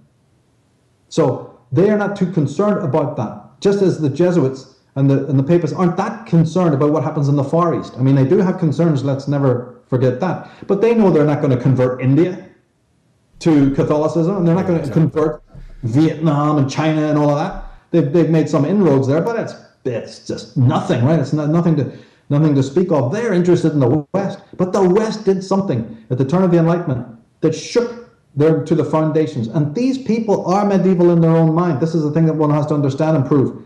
And the nations that they control are medievalistic. And so I can get into a lot of other stuff about philosophy and how, it was these Anglo-Saxon minds that gave us the true religion, gave us, understandings of divinity and God and society and freedom, that no way under any other kind of status quo would the mind of man. They give us the sciences. They give us the deepest philosophies. I can get into all that, but we needn't bother. The point is just that this group, College of Cardinals, and behind them you have these rotten atonists, basically these solar cult types. This is the major solar cult. So they don't really mind if the Jews have their version of the solar cult, ideology, or these Muslims are solar cult. This is the big kahuna. And if they can seize world control, not even the Muslims, for all their fanaticism, could stand against them. Didn't we just say that the Jesuits didn't we just say that the Zionists, a small group of clever Zionists, ran the whole Ottoman Empire? Exactly, yeah. That small group also ran the Moorish Empire. Wherever the Knights Templars went, it wasn't 5 feet away where the biggest Jewish ghettos. They weren't actually ghettos, that's a very talismanic word. There were shetels, Jewish communities, the oldest ones in Speyer, France, and Troyes, France, the ones in Spain, the ones in, like I said, Odessa, the Pale of Settlement in Russia. Wherever there was an empire, even in Venice, for God's sake, with the Italians, the Jews ran the shop. They ran the wheel, same in Amsterdam. And they did that by the favor of guess who? The Papacy. Because believe me, no Jew could operate in the bloody world. And many Jews know this. They'll tell you about the times when it wasn't so good for them. And there was tremendous suppression of them throughout the world. So the Papacy, and then you add to that the British Crown. If the British Crown and the Holy See decided that we're done with the Jew, he's finished. And the Jew knows that. The richest Jews know that. So they've always worked as satellite agents and lieutenants, humble and absolutely dedicated. That's why they run the Federal Reserve and all those other federal orgs. That's why they're top heavy with these Jews. And as I said, there are breakaway groups that kind of don't conform. But that's another story, that's another interview. You know, if we had to describe the neo-conservative movement and how that came about and how does that figure in with all of this, you know, there's all these nuances for sure. It's not just a nice, smooth, you know, thing. But then a lot of these groups come and go. You know, on the whole, though, the pattern of how we've been talking is basically the way it's been going. And they think that once they've medievalized the world again and installed their three-headed monsters at the door, at the gates, man will go back into the churches. They've seen it before. This is a pattern that worked for centuries, David, centuries. So they don't see why it wouldn't work again, because they know about the ancestral trauma that I make the center of a lot of my work. They know that people are scared shitless. They know that people want to preserve the sort of way of life, and that rather than become a towel-headed, scimitar-waving, ISIS-backing nutball, you might, you know, wear the Templar garb and say, you know, I'm a Christian, and I'm even a Catholic Christian or whatever. And, you know, and this ecumenicalism, we might go for that. So it's like a Hegelian dialectic, really. They're just trying to, and they're trying to split. They're trying to keep it controlled by having everybody go into these different religious or ideological factions, as opposed to really looking at the big picture of what's really going on. It is definitely a problem-reaction solution. I personally don't use the term Hegelian dialectic anymore because, you know, it's not attributed to Hegel by any sense of the meaning, but I know what you mean. And it is definitely the problem-reaction solution situation, again, wheeled out, this time by a group that know that it worked for them. And they're able to, you know, use these tools. They've upgraded their ability to do that through the Fabians, through incredibly astute thinkers, of which your, you know, Leo Strauss's and your Brzezinski's and various other people I could mention, you know, have helped. The Howard Lasky School, the Herbert Marcuse School, you know, the Frankfurt School. A lot of these are clever people who've said, yeah, we also need to modernize our imperialistic urges. You know, we did well with Hitler there, we did well with Mussolini, nobody really twigged that. Yeah, that worked. Hey, we worked well to bring down the Ottoman Empire, that was a great success. You know, we're moving to bring down, this Bolshevik thing is no longer working, so why don't we just dispense with it? And suddenly the wall falls down, right? The Berlin Wall, and all these communist countries are suddenly liberated. How the hell did that happen? You know, they'll make it look like a people's revolution. So just as they control the Zionists and the Islamics, they can also control these people's movements. So you don't know when a people's movement jumps up, it's thoroughly infiltrated.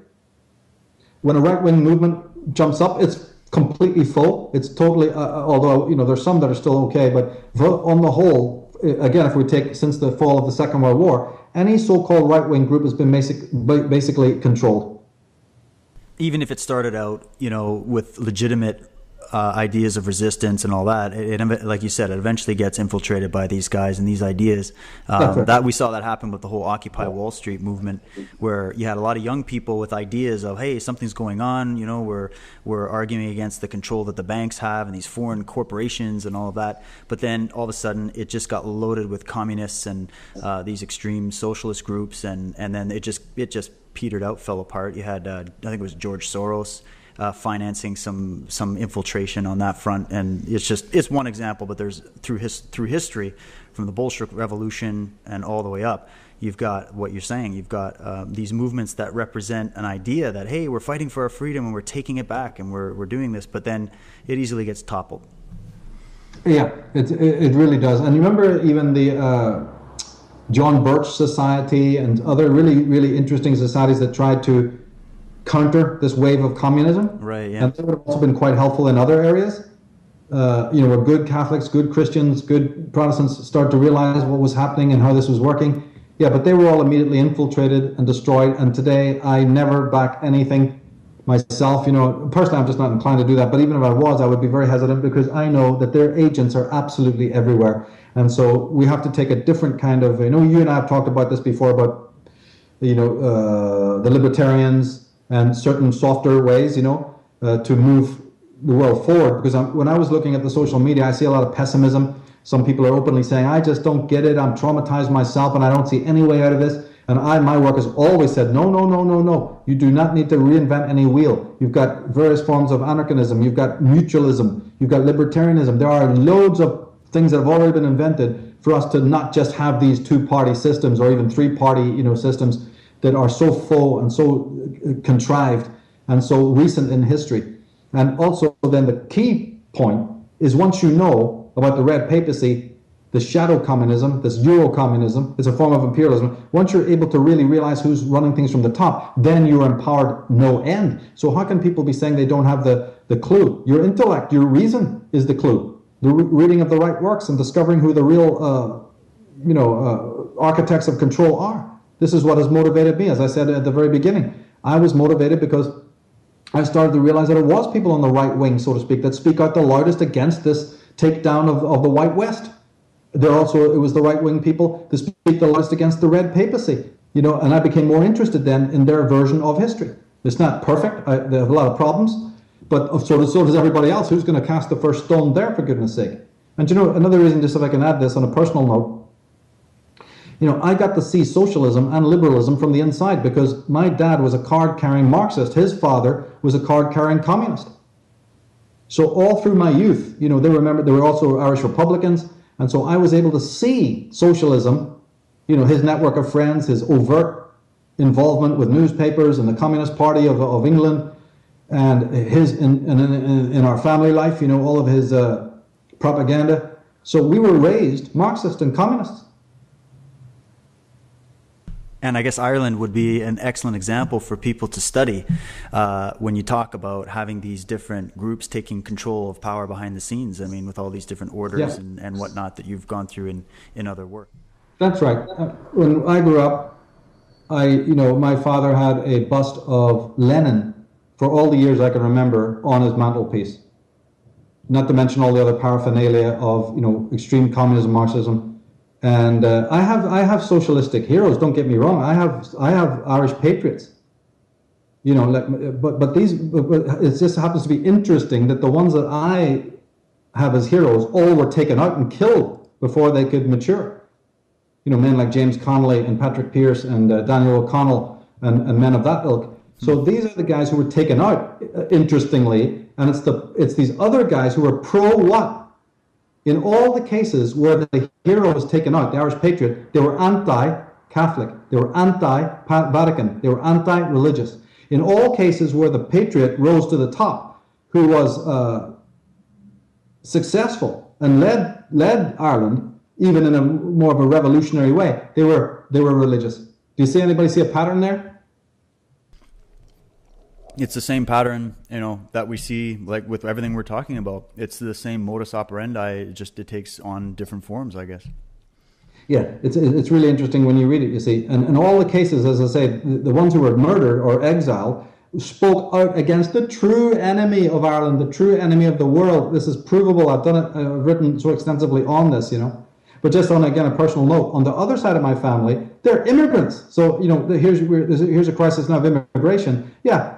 I saw that from the inside because on the Indian side, right, back in the 60s, on that side of the family, they were immigrants from India. And okay, they were Caucasians racially, so it's not really it's not totally congruent with what's happening, in other situations. But again, technically speaking, they were immigrants. And I got to see that because did you know that the first communist to throw a bomb in India, in Delhi, I think it was, against the British Crown, was a member of our family? No kidding, eh? Yeah. So on both sides, you've got revolutionaries up the gazoo. The first guy to throw a bomb, a communist this is, into the corridors of power, and a couple of other guys followed him, and they were also from our family. So it's like, on the Irish side, you've got these guys who were card-carrying revolutionaries, and I found out to my amazement that on the other side, even in the Indian side, they were all up in arms against the status quo over there. So technically speaking, I should be about as left-wing and communistic as you should get or find in the world, but I'm not. Well, that's because it goes to show what we're trying to encourage people to do here is to take back their own mind and study these things and really try to look deeper into it behind the scenes and get a bigger perspective. You can't just, it was very much the same in my family and upbringing where there was a particular ideology that was dominant and it just didn't agree with me right from day one. So it actually helped me. It motivated me to go out and do research on some of these ancient religions and then get into politics and how everything connects together. It was what spurred me into this investigation. So, but I should be a hardcore Baptist fundamentalist Christian at this point. But oh my God. I'm not. Thank God. Incredible. Yeah. I was just going to add, Michael, you mentioned something very interesting about this idea of bringing back this medieval mindset, almost like an old computer program. When you can kind of hack in and get that program running, it'll take over all the operating systems on the computer. So if they understand that our memory is trauma, even phylogenetically and everything else, and it wasn't that long ago that we were in a medieval type environment. And then we went through all this, the Enlightenment and this whatever progression and modern civilization.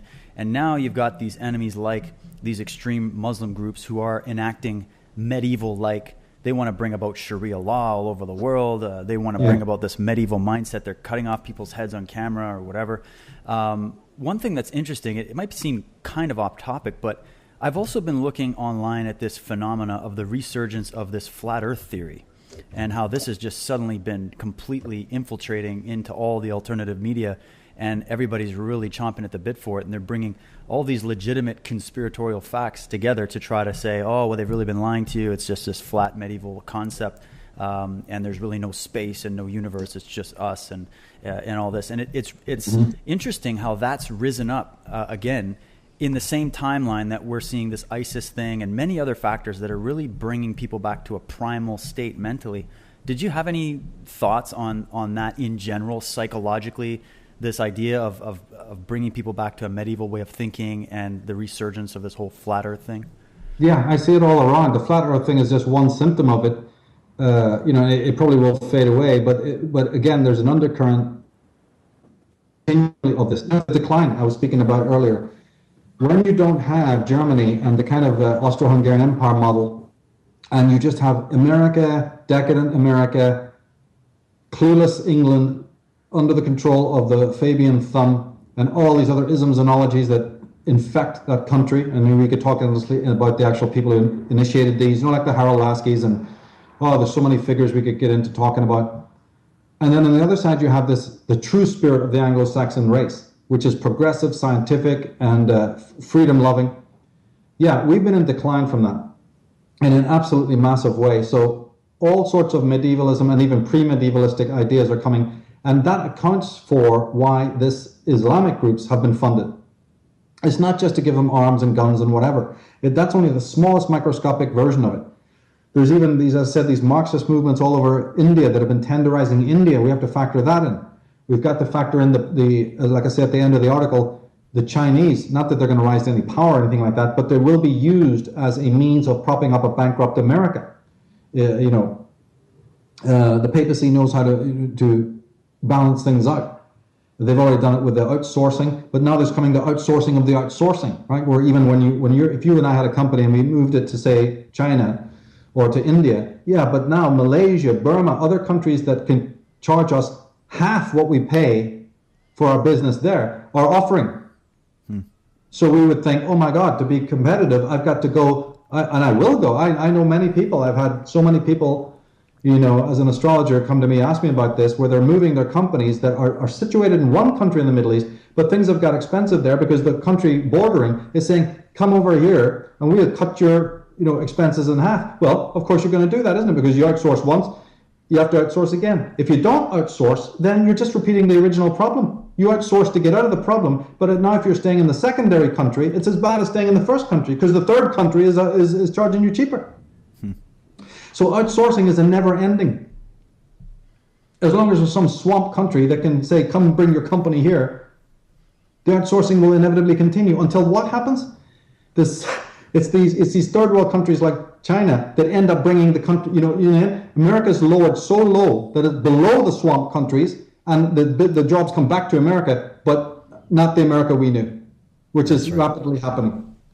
And then, so this accounts for this medievalism because it's part of it. There are all waves of it because the Germanic inventiveness, the Nordic inventiveness, the Anglo-Saxon inventiveness, the push towards higher science, higher philosophy, the Giordano Brunos we're talking about, right? The Schellings and Hegels and these mighty minds.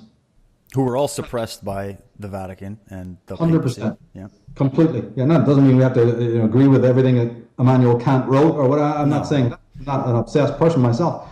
But the wonder of some of their greater works, and this even includes the Meister Eckharts and Nicholas Accusas, people on the Catholic side, but they were independent mystical people who gave us visions of God and understandings of divinity that, far exceed anything that the Leviathan over there in Rome has ever dished out. All that's dished out is control, stamp on the head, kiss the velvet slippers, the silk slippers, kiss the papal ring of these demagogues, and they've also had to withstand, haven't they?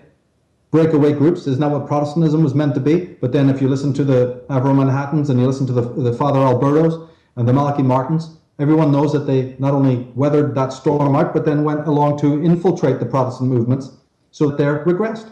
The Jesuits have kept the Third World, and I don't just mean Latin America, but other countries as well, in a state of absolute medievalism. And even when those countries upgraded a certain amount, it was really the Jesuit coffers that swelled, not the ordinary people. And also with a push of the button, they can bring in some crazy dictator like they did Franco in Spain to suppress the people. So they don't mind a little bit of progress, because you do need education, don't you, to run some of the machines, right? So the Vatican has had to have a certain amount of modernization, but only as much as will help run the machine so they don't completely disappear themselves or lose, their control over the wealth and finances. But it's never going to be as much as what a free, agnostic, atheistic, or even I was in spiritual, right? So, and I believe the same group has infiltrated the New Age movement, by the way. That's a whole other story, right? But again, this power is frighteningly like an octopus.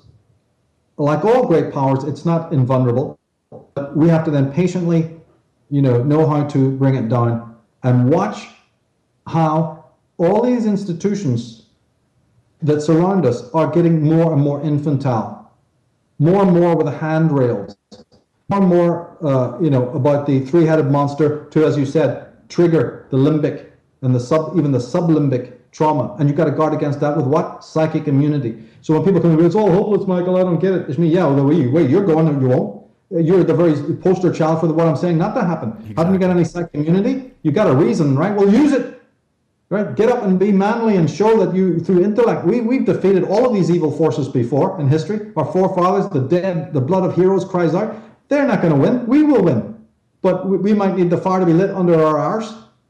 So, that's why even when I see atrocities happening like I see in France, yeah, I'm not that emotionally, concerned about that. I know that seems horrible to say, but that is the inevitable position of somebody who's been tracking colossal amount of bloodshed throughout the world.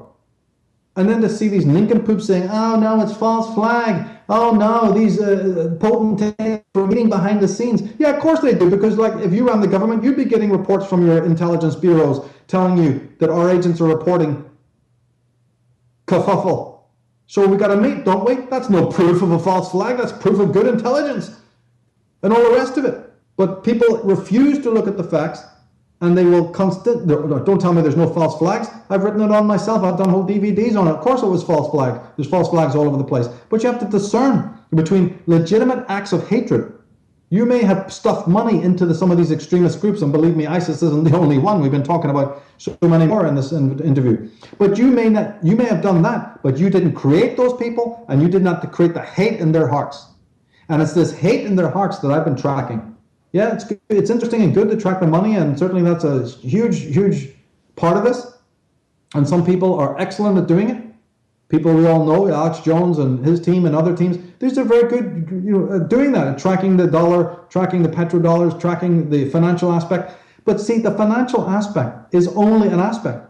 That's just to take care of the staff who run the machine for you. As you go higher up the power pyramid, these people don't care about the monopoly money. They own the world, they own the land, they own the resources of the whole of Latin America and God knows where else. And they're interested in mind control. And to do that, they have to work through all these different orgs. And then remember, we haven't even been talking about the collusion of guess who? We've only talked about it very, very briefly, the collusion of the British Crown in all of this. Why would an ostensibly Protestant organization, the British Crown, be working in collusion with the papacy? Well, they do. And that's a whole other story, and I've written on it. I'm going to be doing some more work on that to show you how various countries of the world, it is the collusion of these two groups. And as I told you before, just when you think of Masonry as Protestant, but it's not. It's all these Knights Templar, strict observance, and Grand Orient lodges. And then we talked about the Zionist lodges, right? The proto-Zionist Jewish lodges, they all work together. So it is with the papists, so it is with the Crown. On the surface, they may have a Protestant facade. But that is exactly what it is. I've talked about this when we talked about, in the Irish occult history of Ireland, about the Battle of the Boyne, that the two rival factions are by blood exactly the same family.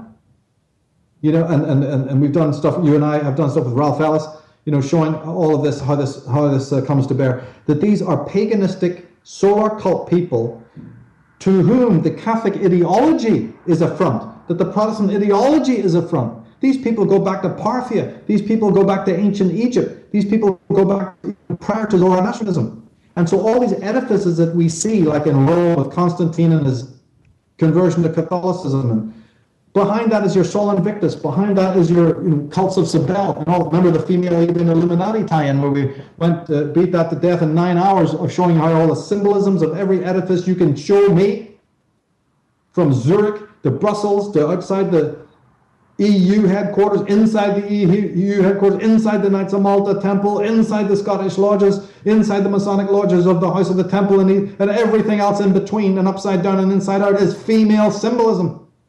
If that doesn't tell somebody something strange is going on, in that program we showed how Atonism became the control member said of Scoda Meritaten. That's right. Yeah. And how, and then she went on to form the tripartite. That's why they use the triangle, the syndicate. We went into all of this to show how incredibly deep this gets.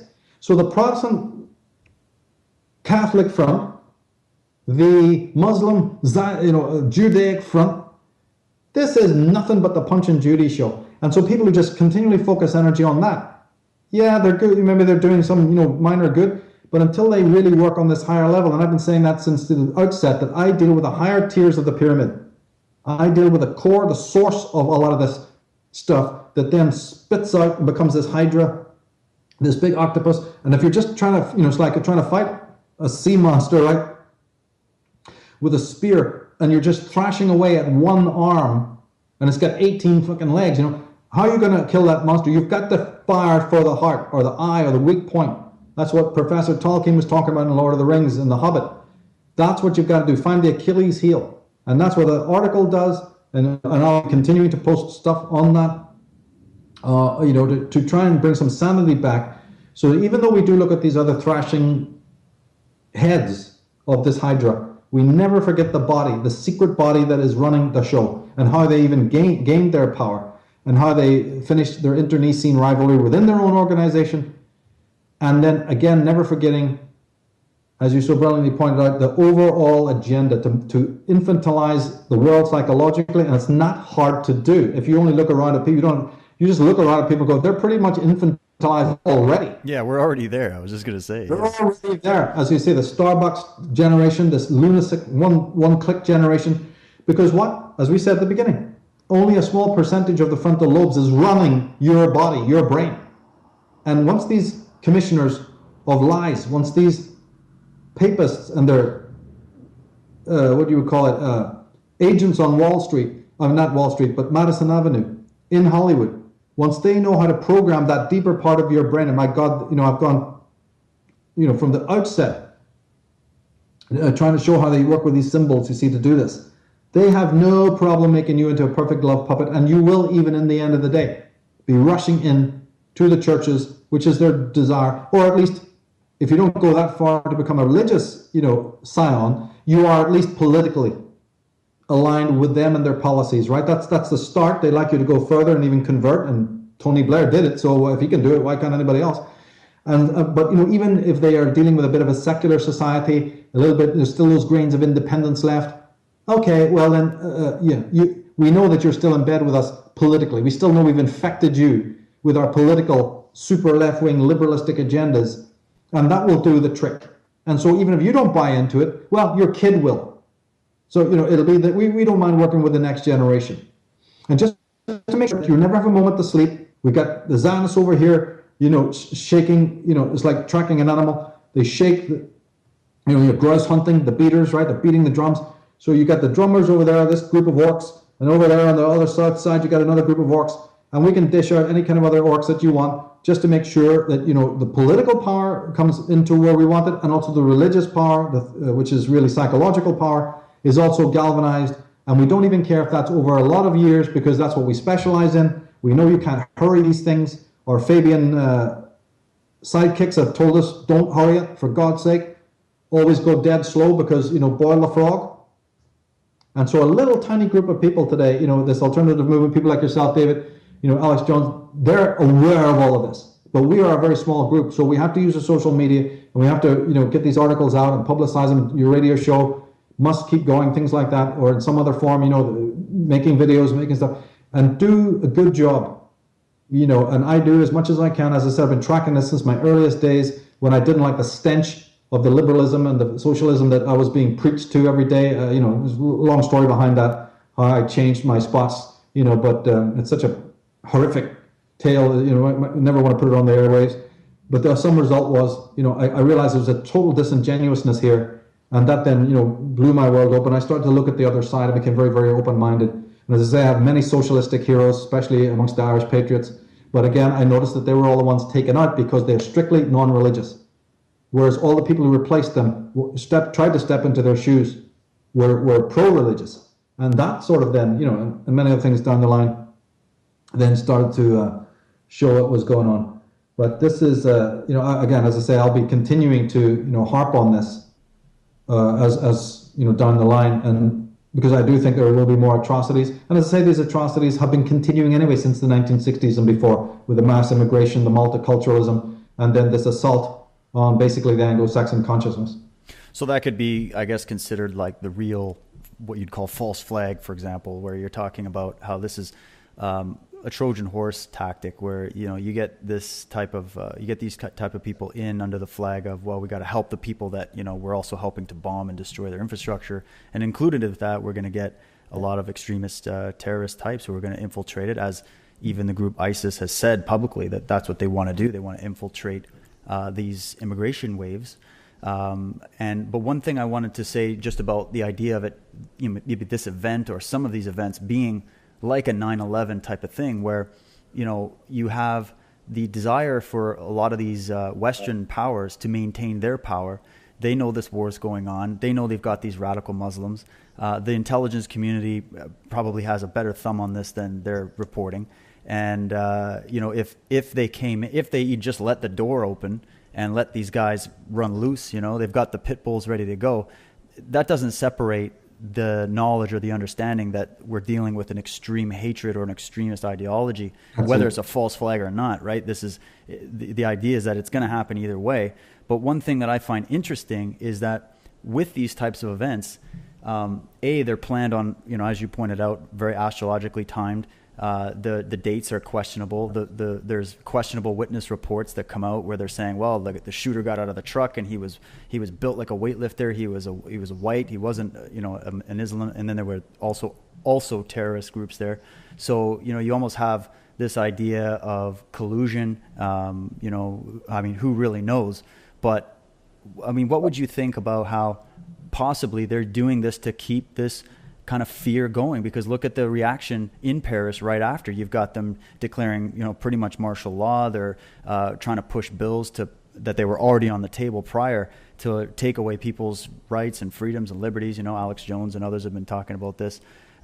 Could this be some kind of a multi-pronged attack, or could they just be taking advantage of something that happened organically, or does it really matter in the big picture?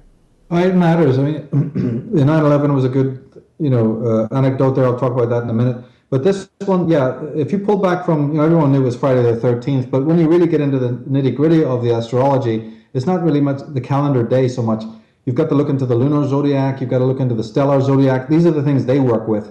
If it sometimes, you know, corresponds with something in our regular calendar, you know, that's fine. That's just gravy on the top. But as I said, it's the bigger movements of Pluto and Capricorn and how that's unseating a lot of established mores and certainties, and authoritarianism is also under attack, you know, by this plutonic energy. So then there's going to be a reaction from the authority figures on a deep subconscious level. They're already psychopaths, right? 100%.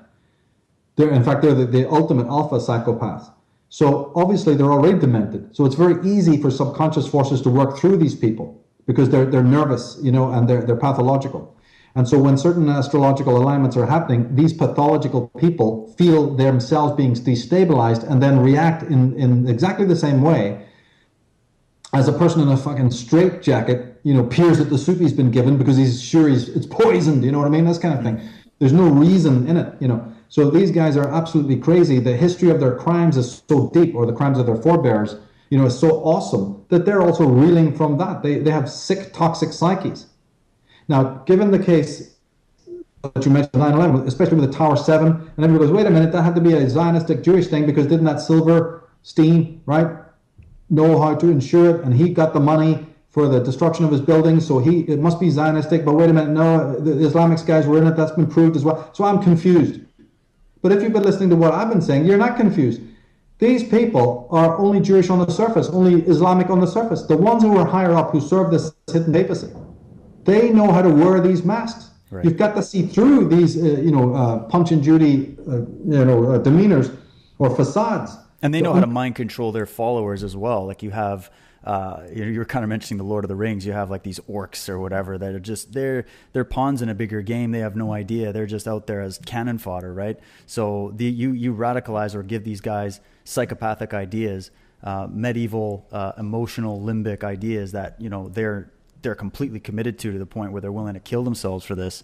And yet, up on the higher levels, they're not eating off that same plate. They don't believe that shit. They just know that works for how do you mind control people and how you get them to do, and they know how to activate these cells and how to activate these different people. And we've gone in before about some of these past events that may be linked to these mind control projects or whatnot. But this is I think what you're trying to say here, if I'm not misunderstanding, is that this is far bigger than just one isolated event or one 9/11 or one attack here. This is an ongoing war, really, of consciousness on all levels.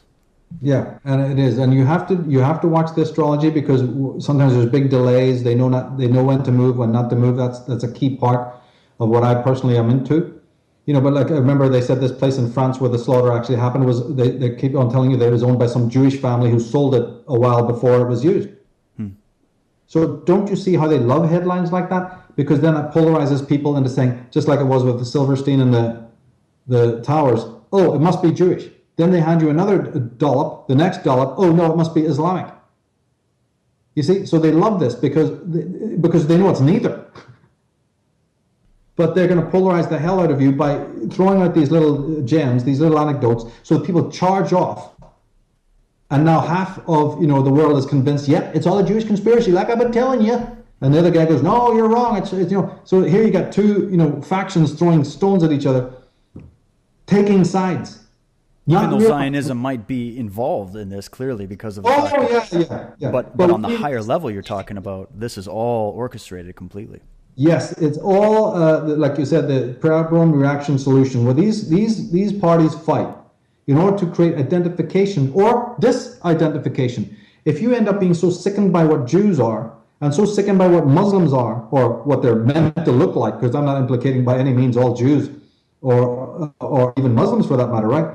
But once the image of what these groups are is pushed in your face 24/7, a couple of reactions will happen from that. One is more of a Christianization, but it'll be not of a Protestant kind or an egalitarian kind. It will be of this more, Catholic side because of various things we can get into about the difference. Everyone is worried about their soul. So if we can shift into the gear for that for a minute, you've got to realize that the old adage applies. That basically when man has food and shelter and a couple of relationships, functional or dysfunctional, and some of the other things that make his life go round, inevitably all human beings want something more, right? It's the great quest for meaning. It's the will to meaning, as I've often used it in The Path of the Fool. People could say, give it other language. And this is then what takes us into that transcendental realm where we want to know about God, about life, about the meaning of our lives, about the meaning of human existence and all of that. All of these things, come to mind when man's other needs are satiated. Now, yeah, but those thoughts or those questions, we have three different ways to go about answering. One is through religion. That's like basically the lowest level of trying to, and I'm quoting Kierkegaard here and other people, religion serves the collective, the sort of hive mind of giving you a set of dictums and a set of edicts and a set of doctrines to follow, and it's one size fits all. Then you have more of a philosophical, for the deeper mind, the more intellectual, I always call it the Virgo mind, whatever. Of course, that's very loose. But yeah, that kind of mind goes, well, I want more critical. I want to see behind the veil here. So then we've got a sort of philosophical way of approaching that, right? And then finally you have and again, this has to be always seen in the right terminology, mystical. I mean that, like we did in card number 6, of the Path of the Fool, to make sure people know what that means. It's not some airy-fairy stuff. It's kind of a combination of the previous ones, combination of religious faith, an intellectual understanding and rational knowledge, and then even something more personalistic, something that comes out of yourself, is the mystical triad. And then from that you move forward to answer these bigger questions, right? So what has happened is the colonization of that process. What I'm talking about with these red papists on the highest level is they really want to colonize that whole process. The religious, the intellectual, philosophical, and even the mystical. They want to homogenize it, and they want to package it under their own guise. They've looked at the secularism, right? The Jesuits have studied the secularism and how that came about. They've studied the Nietzsches, and they've studied, all of these people and say, okay, we got the ingredients of how that's done. We're against it, but we've studied it. We've studied its anatomy. We're against this mysticism. We know what that's all. That's all about individualism. So we've studied the ingredients of that, right? And now we're going to present something that's a nice big package, right? The New Age movement is one incarnation of that, but there's many others. This false Buddhism under that creature, the Dalai Lama is another one. It crops up everywhere. But you know something? They're also going to say, yeah, but people just don't want to all wear gray. They go, right, good point. So when we make this big pill that everyone's going to swallow, make it in a couple of different colors, so that these Muslim guys can take it, so that these Jewish guys can swallow it, because they got their own traditions and their own little, obsessive thing going over there. And make it so that these other guys, these atheists can take it, these Christians can take it, we'll make it in all different colors, so that when it's swallowed, but basically it does the same thing to the body. Okay. And the brain, if there's any brain left, which I doubt, but it will change. Let's just call it a way of seeing. Yeah. And then this is itself another step towards, because if you really want my opinion, this is the Luciferianism. This is the Satanism. Yeah, this papal shit. And this would be the Atonists, really? Or is that some... Yeah. Oh, yeah. And like we unpacked, and I've done so many, approaches to explaining them. In the Irish Origins book, we took one view. In the Female Illuminati, we took another view. And now we're taking a third view, that these guys have got all bases covered. They've done it through study of the enemy. They have meticulous knowledge of us, where we have almost none of them. And the sum result will be to worship their demon, God, whatever kind of psychopathic crime family God, the Akhenaten and his daughters and all the rest of it, that has been thrown up. So that's the object. And as I said, they know that not a lot of people, might go for that. So they don't mind, at least, you're politically affiliated with it. You're basically signing on for it. You just go, I'm a bit, I don't like the religious aspect. We'll go, yeah, but your children will love it after we've eviscerated what's left of their security through the trauma and all the rest. So when you're talking about the red flag, what do you call it, the false flag flying? That's the false flag flying. That each of these pawns on the board. See, look, if you're the controller of the game, it is no good to hand to the pawn his raison d'etre, right? Meaning his motive to act. That's the same as you put in the hands of the bishop or the knight. They'll look at that and go, I'm not moving because of this shit. Fuck off. So you have to create a different motive to get the guy out of bed, to put on his armor, to go do the game, to play the game. So the pawn's motivation is some sort of bullshit about humanity, freedom, more money, better working hours, bring down authority, right? So you know how to, take this sad, pathetic, dolt and give him what he thinks he wants. More trade unions, or like in the Prisoner series, less work, more play. And the other side you give, no, more work, less play, right? This is how it's done. But to the knight and the bishop and the other parties, they're not interested in all of that. So then you've got to custom make the motive for all the different kinds of consciousness that exists. And this is where the big study comes in. Oh, well, these Irish guys, they're way, way different than your Croatian guys. And your Serbian guys are different than your Chinese. Do you not know it's different? So if you want to colonize the world, these Indians are coming from a tradition utterly foreign to what's over in England or Norway or Sweden. So north, south, east, and west. They look at everyone saying, okay, how primitive are they on the map? Who's really got it? Well, these German guys seem to be really, really involved. And some of these Japanese Taoist guys, they're really away. Oh, well, we got to wipe them out then. Let's make them first agenda, because unless they are wiped out, all the other things we're going to do for world colonization are handicapped. Which is why they've been wiping out so many of these more organic and more connected ideologies and groups of people, the indigenous, the natives here in Canada. Also, I've spoken many times to listen to the atrocities that took place to these people who were originally here first until the crown came in and wiped them out and took over the land. It happens all over the world. Yeah, and the Crown and the Papacy collude in this to different. They've had their own fallings out, and as I say, there's been times when there's been a big gulf where nobody's talked to either party. But mostly at the key points of history, they do come together and work. And you're right, even the ticket of the Druids, the smashing of the Bards in Ireland, the destruction of Brehon law, I'm sorry, not thinking straight here, but and a lot of other atrocities, the suppression of the junta. There's a positive group of junta that happened in Greece, which tried to bring sanity to that country. And even official encyclopedias talk about the unprecedented development, economically and intellectually, while that right-wing junta took over. But you'll never hear about that, and that junta was wiped out immediately because these powers we were talking about descended upon them and brought Greece back to a medieval state. As France, for all the appearance of France being modern, it's actually not that modern. Neither is Spain, neither is Portugal. This is another one of these, illusions or delusions that's been spread. Very few of these countries are actually sustainable. As I said earlier, the whole Zionistic Israel thing is completely unsustainable. They couldn't last even 1 week without the donations that they're getting from the West. So that has to be borne in mind. So many of the Leviathans that we think are so awesomely powerful, right? Even Saudi Arabia, for that matter, that's just a British... that's just a branch of the British structure, just like the CFR and the Federal Reserve are just branches of the British Fabian papist establishment that we're talking about. So, and once you get with this, it's easy to see how the game is played. It can be sometimes confusing because people who know nothing about any of this stuff, when some tragedy like this happens and it's all over the headlines, then you have a difficulty, and people feel that their mind's in 1,000 pieces, and they're just picking up all the trivia that's been thrown at them, and like the beads running around on the table, and there's no thread at all. So in my work, I just kind of focus on, presenting that thread, and hoping that open-minded people will listen to. I know that it's not for everybody, and I know that most people are very closed-minded and bigoted, right. And so they're never going to hear anything I got to say. But I've never thought that from day one. I just put my stuff out there and I never publicize it. It's there for people to come and look at when and if they want. And it will take a much more, they have to sort of get done with all of the other bullshit first.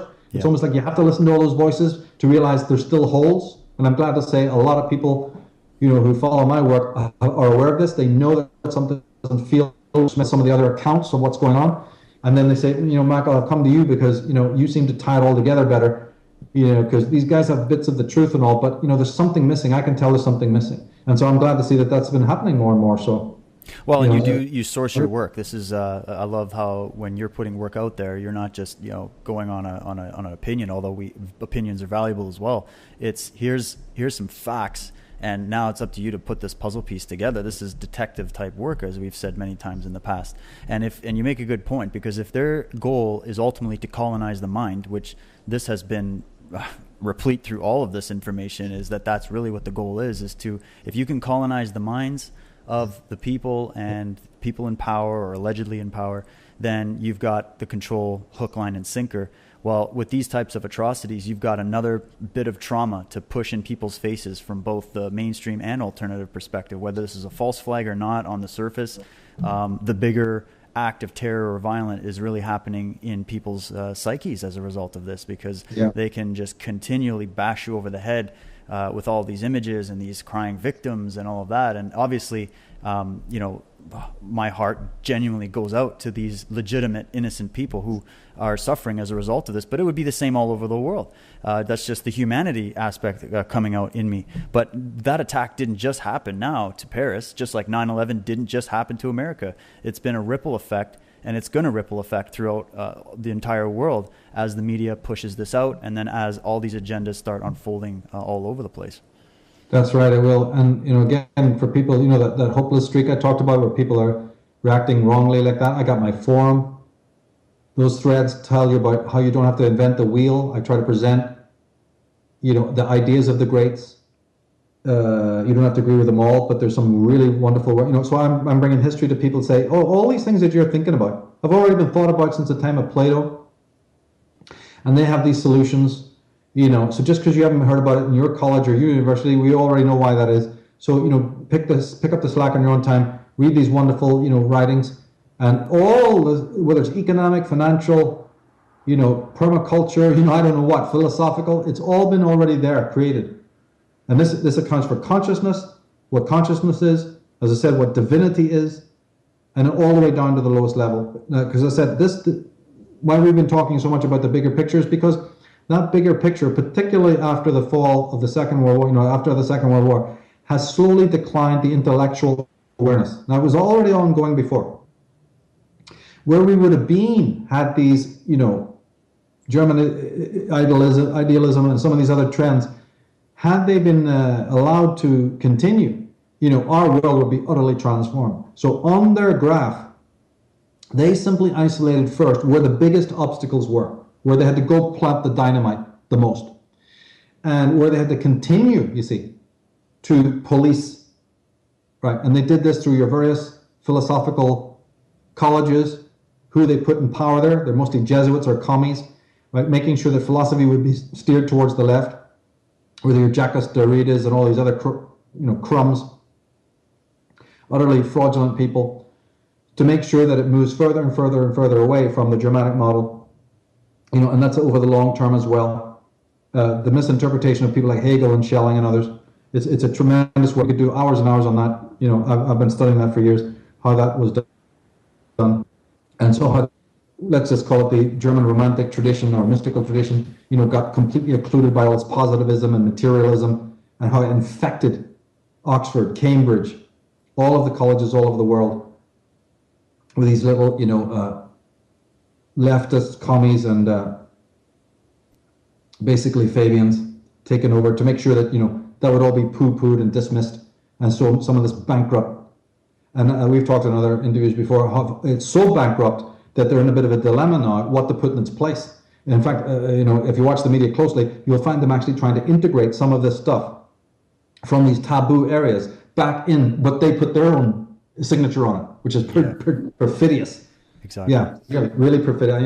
That's a pet thing of mine where now they're picking up the ideas of some of these greats and trying to pretend they invented it, especially in cosmology, astrophysics. You're getting a lot of this, even on the quantum science level. Ideas that have been in vogue from the 1700s. Your Deepak Chopras and all of these other, crumbs are trying to repackage it and say it was theirs from the start. They've just invented this. And I'm listening to this going, where have you been? Yeah, no kidding. That's funny. We just got off of doing the tour with Nassim. We had him, and it was great to have you call in to Calgary there. But when he was going into this sort of connected universe theory and bringing all of these different ideas together, he was really going back at the end of his presentation to show that it was these ancient cultures that really already had it figured out, and that now it seems like science is going back and saying, oh my God, like you said, they're not giving credit to where credit's due. They're just saying, yeah, we figured this out. We got the Higgs boson, and we've got all these new scientific words and theories and mechanical ways of trying to tap into these quantum levels or whatever. But they're just using different language than what maybe was already known about in some of these mystical traditions in the past. So really, really interesting to see that science, like you said, is moving more in that direction, and in a way that's positive because at least we're digging down and we're figuring out more things. But there's no credit given, and of course then now there's all kinds of other ways they can spin this as well in that world. Yeah, but a lot of it is blatant plagiarization. Yeah. Blatant, because they're putting their own signature on it. It would be different if they said, "Oh, this was Alfred North Whitehead's theory," or "This was Heidegger's theory of society," or "This was Hero of Alexander," like you're saying, going way back, or "This is Pythagoras," or Walter Russell, for that matter, for God's sake, or Nikola Tesla and so many others I could mention. Yeah. If they had mentioned these names and taught the people, the young, then it wouldn't be so bad. Like I try to do in my forum, I try to find the origin of these ideas and make sure that people know where they originated. And sometimes if they need a little bit of a more modern, explanation, I'll do that. Like I try to do on my Shelling site with those articles, try to bring it into our easier language for people to understand. All of this is very easy and enjoyable, and they have all the ideas.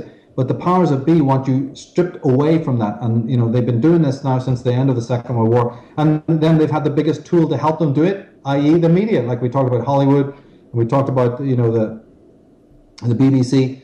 So they actually found a really great medium to help them dumb down and continue this decline. That's why it's actually happened a lot faster, is because of the media, and all these magazines and a lot of the other trash.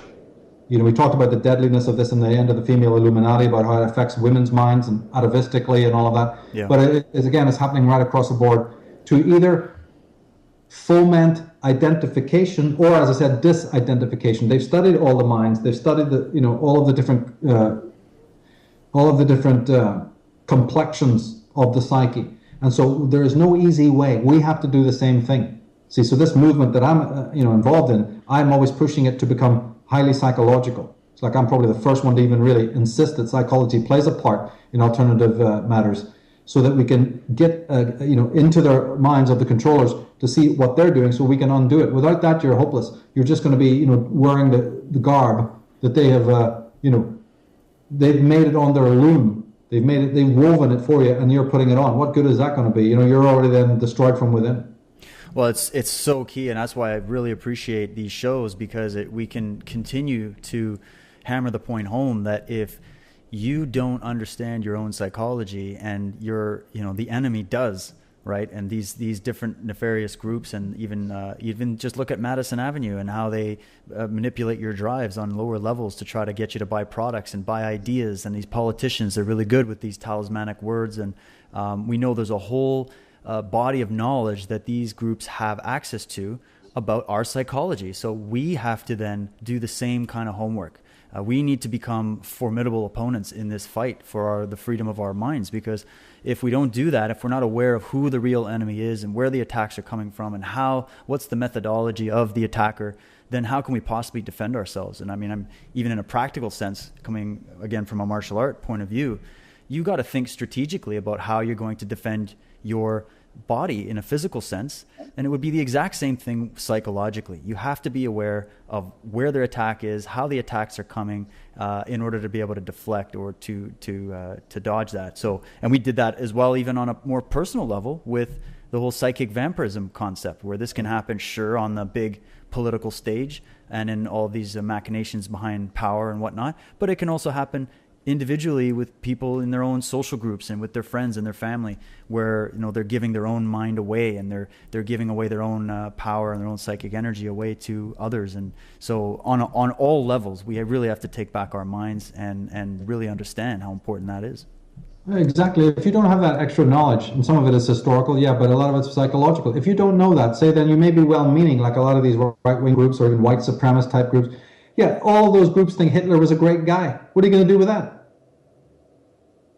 You see, so you got these hiccups, you got these things. Where are you going with that? So again, you might have a person who's got some pieces of the puzzle, but then they go wildly wrong in another way. And so without that psychology, and believe me, a lot of the people who are some of the most well-meaning people are very narrow intellectually. They just get obsessed with one thing. It's the Jews. Oh, it's Islamic. It's this. It's that. And they haven't got the horizon. They're not looking at the horizon, and they certainly lack, above all, psychological knowledge. Well, believe me, you're dead before you start, because these people, as you've so well said there, they out intellectualize us that way.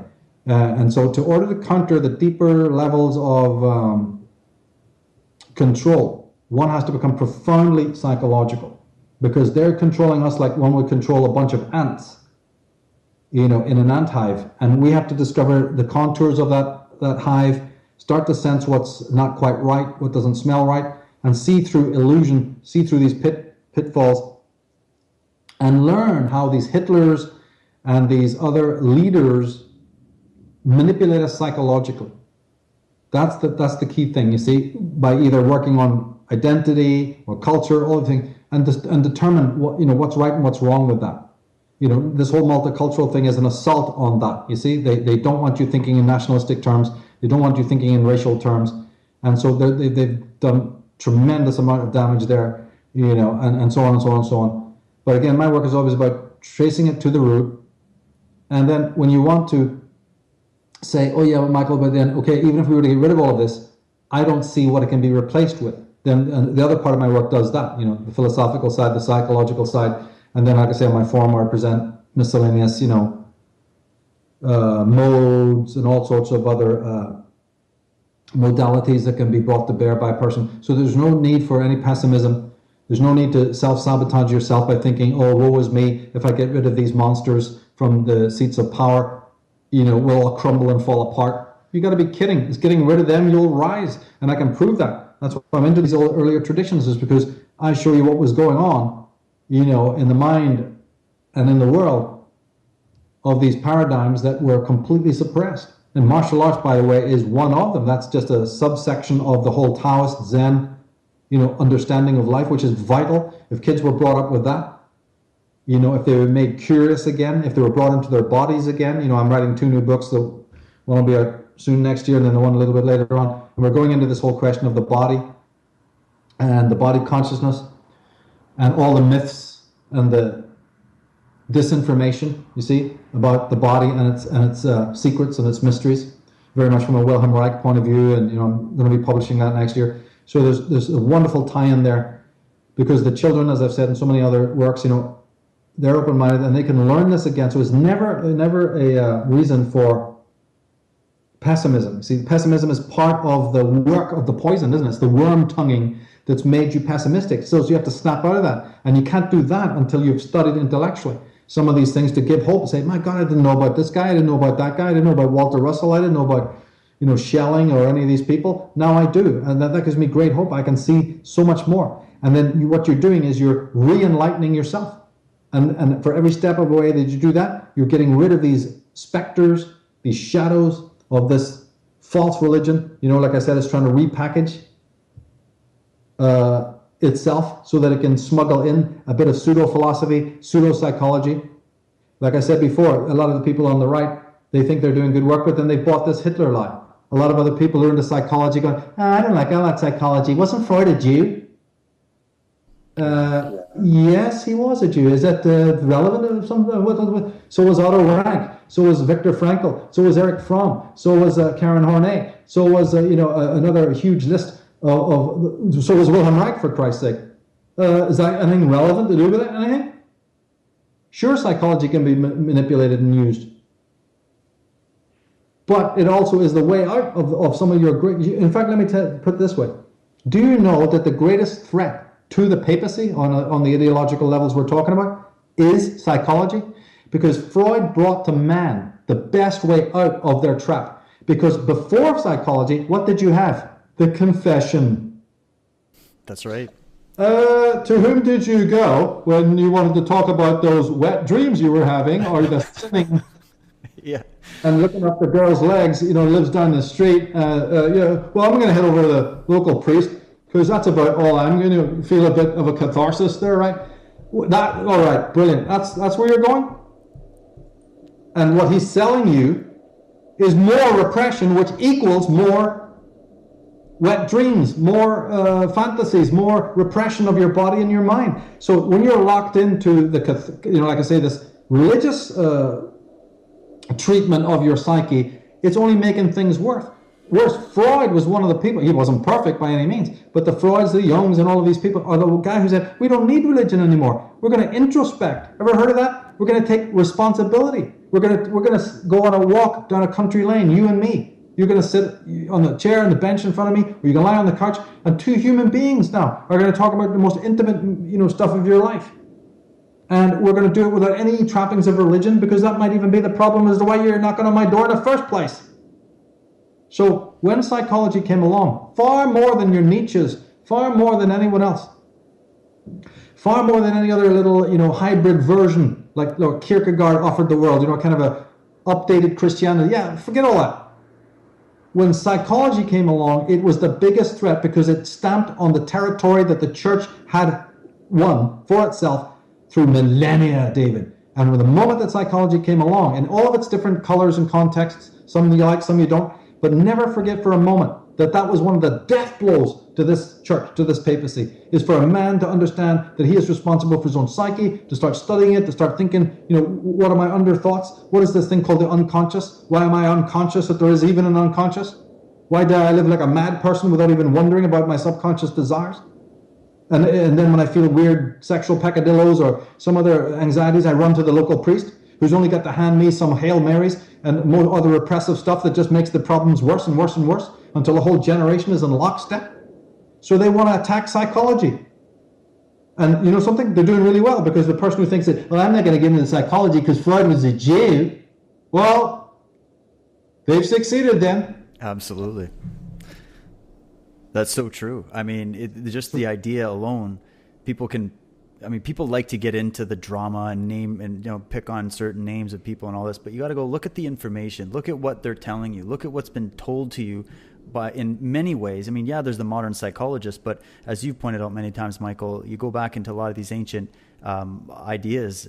They've been there the whole time. It's just that they've been uncovered. This is even Carl Jung was referencing a lot of this reservoir of knowledge on a or a subconscious level coming throughout history. So when you're learning how to tap into that and have your own mind and make up your own thoughts and your own opinions on things, as opposed to being force-fed your opinions, then we have to realize that we can take that back. And of course, it would be a threat to the established system, because they don't want critical thinking, free-minded individuals running around. They're too hard to wrap up and control.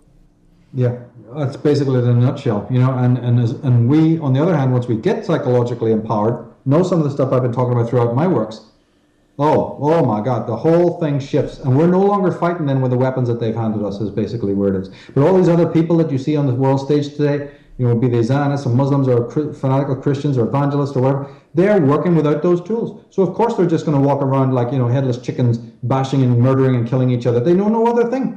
And we don't want to sign on and be like them. We want to have that psychological knowledge. And the people in the movement, many of whom I really admire and like, yeah, but the missing piece there is the psychology.